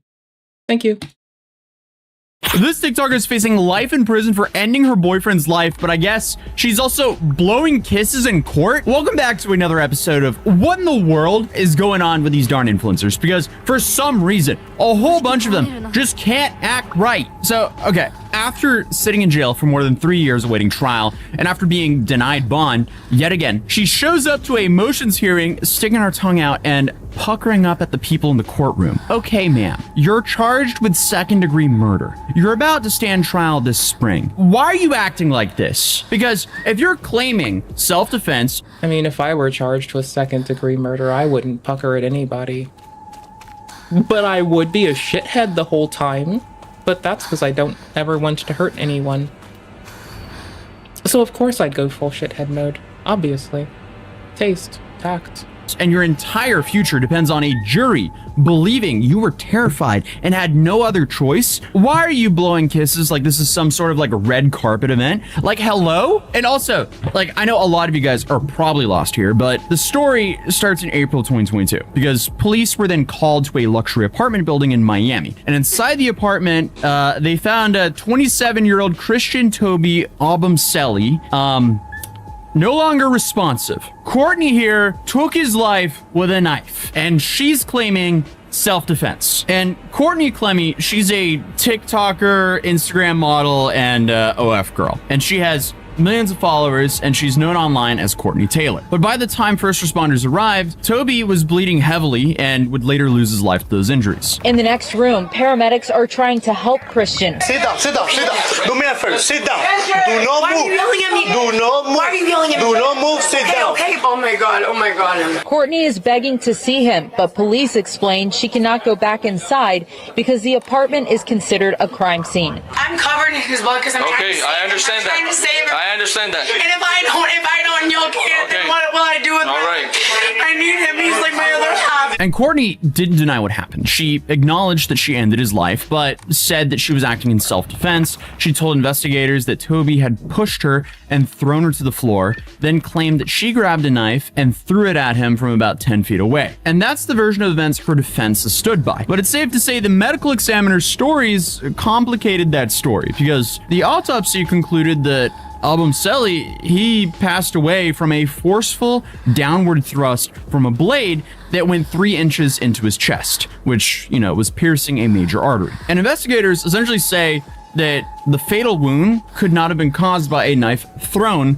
from that distance. And that's the detail which has people questioning everything about her story. Because thrown knife versus downward plunge, that's the question. And this has been the biggest point of tension for the entire case. But she wasn't arrested that day or even the next day. In fact, she wasn't taken into custody until 4 months later, in August of 2022, because then she was arrested in Hawaii at a rehab facility, and she was then extradited back to Florida to face a charge of second-degree murder. And at the time of her arrest, Miami-Dade State Attorney Catherine Fernandez-Rundle described the incident as coming from a tempestuous and combative relationship that began in November of 2020. And that relationship had already drawn attention long before Toby lost his life, because the couple had previously lived in Austin, Texas. And there, a former neighbor said that their fights were so frequent and intense that, according to reporting at the time, police were called to their residence multiple times. So after moving to Miami, prosecutors said the violence continued and that their building was even preparing to evict them because of the repeated disturbances. Like, do you know how bad the fighting has to be to get evicted over fighting? Then, video surfaces from a trip the couple took to Aspen just months before Toby's life was ended. And in that footage, Courtney can be seen hitting him repeatedly during an argument. I'm unsure how much we could actually show of that footage here, but it looks bad. Sober for 2 weeks. 2 weeks. 2 weeks. And now why am I not sober? Because of you. New video shows model Courtney Clenny hitting then-boyfriend Christian Abumseli over a dozen times while on a trip in Aspen, Colorado. This is one of more than 100 pieces of evidence released to the Abumseli family civil attorney as part of the investigation. In that video, you can see Courtney acting erratically. You can see her hitting Christian multiple times, which unfortunately is consistent with her behavior throughout this entire case. But her attorney later described the relationship as toxic and said that evidence exists that Abumseli physically abused Courtney on prior occasions, and on April 3rd, 2022, Courtney was forced to defend herself from Abumseli's physical attack. Well, I mean, it's hard to say because we weren't there and we don't have camera footage of what happened. But to me, it looks like there's also evidence that Courtney did this back to Toby. So, from the beginning, this case has not been simple whatsoever. On one side, you have a woman claiming self-defense and what she describes as an abusive relationship. On the other side, you have forensic evidence that prosecutors argue does not match up to her story. And as this case has moved forward, it's only become more and more complicated because it wasn't just Courtney who ended up facing charges, her parents did as well. Well, that definitely doesn't make her look good. And Kim and Deborah Clenny were taken into custody in Texas on out-of-state felony charges connected to the case. Because according to the arrest warrant affidavit, Kim, Deborah, and Courtney were charged with 1 count of unauthorized access of a computer system, or electronic device belonging to Christian Abumseli. Because investigators believe that Abumseli's laptop had been taken from the Miami apartment after his passing and accessed without permission, and the Abumseli charges connected to the case. Because according to the arrest warrant affidavit, Kim, Deborah, and Courtney were charged with 1 count of unauthorized access of a computer system, or electronic device belonging to Christian Abumseli. Because investigators believe that Abumseli's laptop had been taken from the Miami apartment after his passing and accessed without permission. And the Abumseli family's attorneys released a statement saying the Abumseli family is saddened to hear the reports that Courtney's parents illegally took possession of Christian's laptop.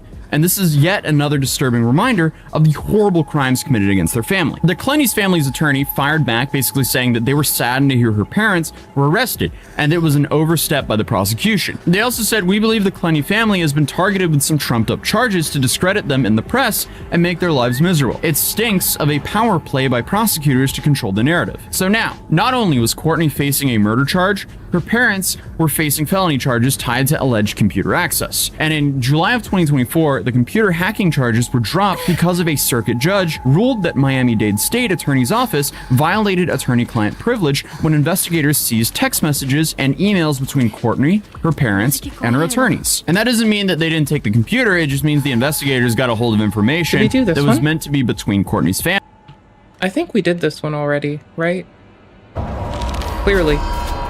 Or if not, they are about to do us in, so that's nice.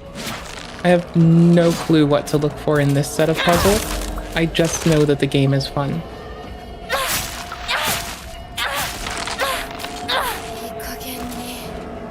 family and their lawyers. And on the murder charge side of things, Courtney was charged with second-degree murder. When she first went into the judge, her legal team pushed for a bond. They argued that she was not a flight risk and that she should be allowed to await trial outside of jail. But the judge disagreed. She was denied bond and she's been behind bars ever since. Over the next few months, though, more evidence started coming out. And through all of this, through the public hearings, the public statements, the video evidence, the parents' arrest, Courtney Clenny, she remained in jail. And by the time 2025 rolled around, Courtney Clenny had been in jail for more than 3 years. So her defense team tried again. In December, she was back in court asking the judge to reconsider bond. Her attorneys argued that she didn't have the money she once did. They said that she wasn't a flight risk and that she didn't pose a danger to the community. They told the court that if she was to be released, she would go back to Texas and live with her parents in BK. And prosecutors argued that the evidence presented by the defense did not change the situation and that Clenny should not be considered for bond. The judge also agreed with the state and bond was denied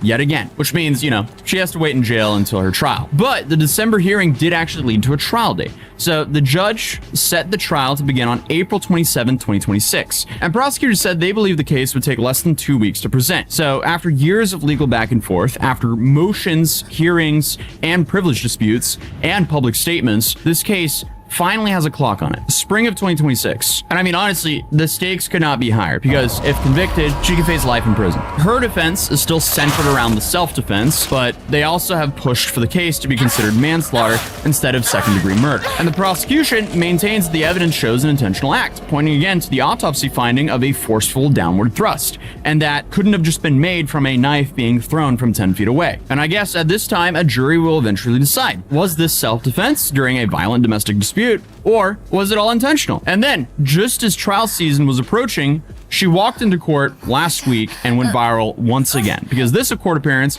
was for, I guess, her motions hearing ahead of the trial. So this wasn't her trial itself. This was one of those hearings where lawyers argue about what evidence the jury will and won't see. And before the proceedings even began, she started making faces at the people in the courtroom. And according to reporting from the hearing, Clenny was seen sticking out her tongue and puckering like she wanted someone's kiss. Like, again, ma'am, your life is on the line here. Why are you acting like this? But she's been in jail for more than 3 years. She's facing second-degree murder charges, and, she could spend the rest of her life in prison. And this is what she's deciding to do. So, yeah. But her defense team tried to strike down one of the prosecutor's expert witnesses, Dr. Michael Brandon, because apparently the issue is that Brandon had sued the defense proposed expert, Dr. Lenore Walker, for defamation more than 20 years ago.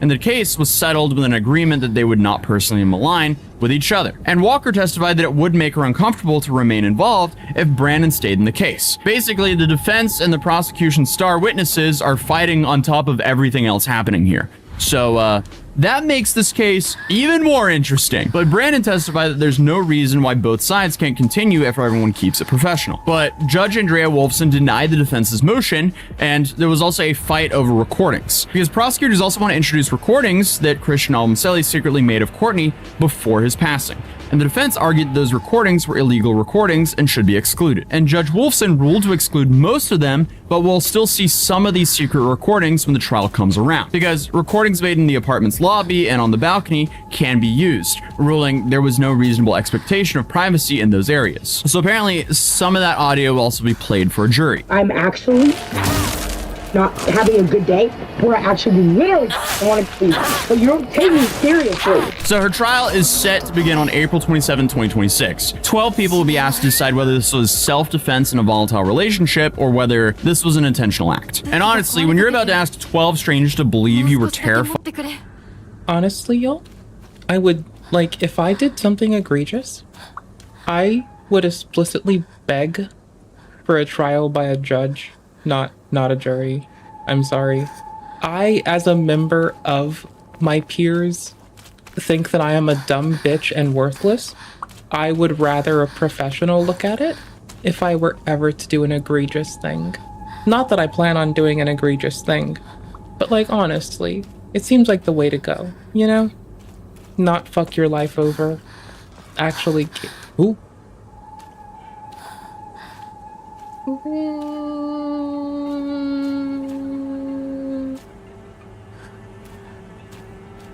We've talked to this one before. This person, they for certain we've already gotten attacked by them. This one we know has attacked us. This one I'm like more sure than this one. And at least this one isn't apparently armed, but like I don't think this is like our safe friend. Nope, it is not our safe friend.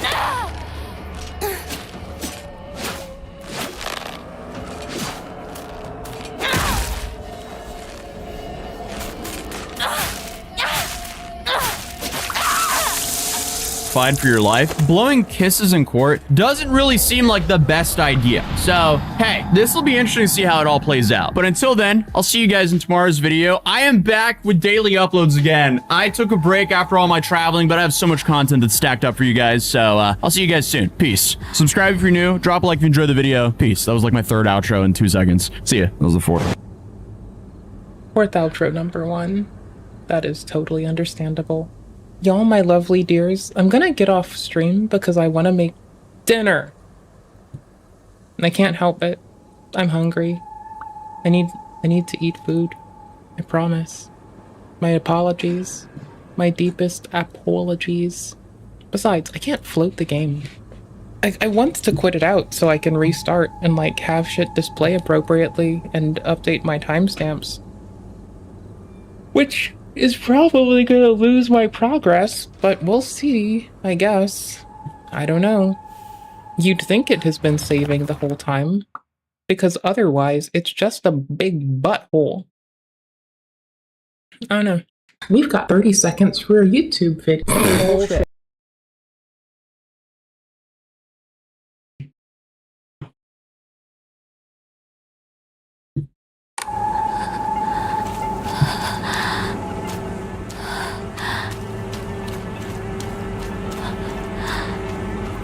Let's see if y'all can be my good luck charm.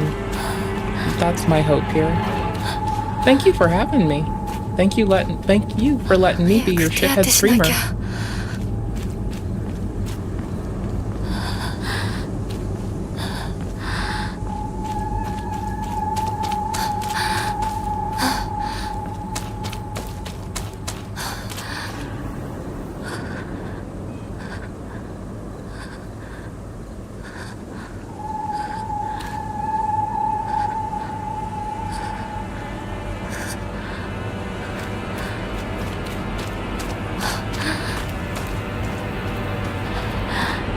We tried this one first, so we're gonna end on them.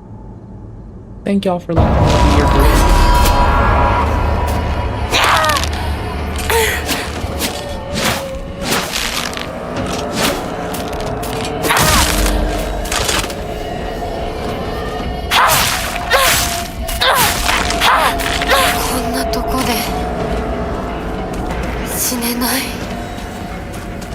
That's not a maniacal smile crossing over my face, but if it were. There we go.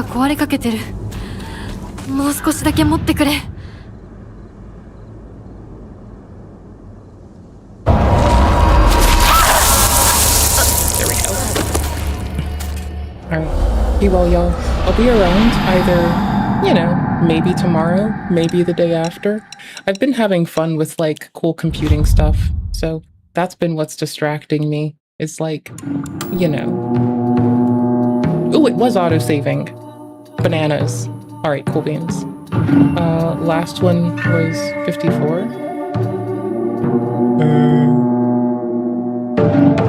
Oh, that's a long time ago. That's fine. Oh well, I'll redo it again. Whatever. Thank you all for everything. My stuffed bunny waves you goodbye for the night, and take care. I'm gonna make dinner. Ow, I noticed it was peaking 2 seconds ago. Anyways, I'm gonna make dinner. Thank you for everything. Please be okay. Sorry for peaking audio at the end of the stream. That was really shitty of me. Okay, I'll catch you all soon. Bye. Oh, Discord. I'll be whinging about cool technology stuff because I can't help myself. And in the event where you were curious and you didn't have the Discord already, which shit sucks for you, I guess, I don't know. We have a link tree, and we're the only Twitch channel with a link tree that never had an OnlyFans on it, but we do have a GitHub, which is basically the same thing. See? It's basically the same, right? Exactly. It's the same thing. It's not the same thing, thankfully. It's, I mean, it basically is though. But anyways, I mean, it's prostituting out my brain. Same difference. No real biggie there. Anyways, only Twitch stream doesn't have an OnlyFans on its link tree. I deserve head pats. You're welcome and thank you. Take care, y'all.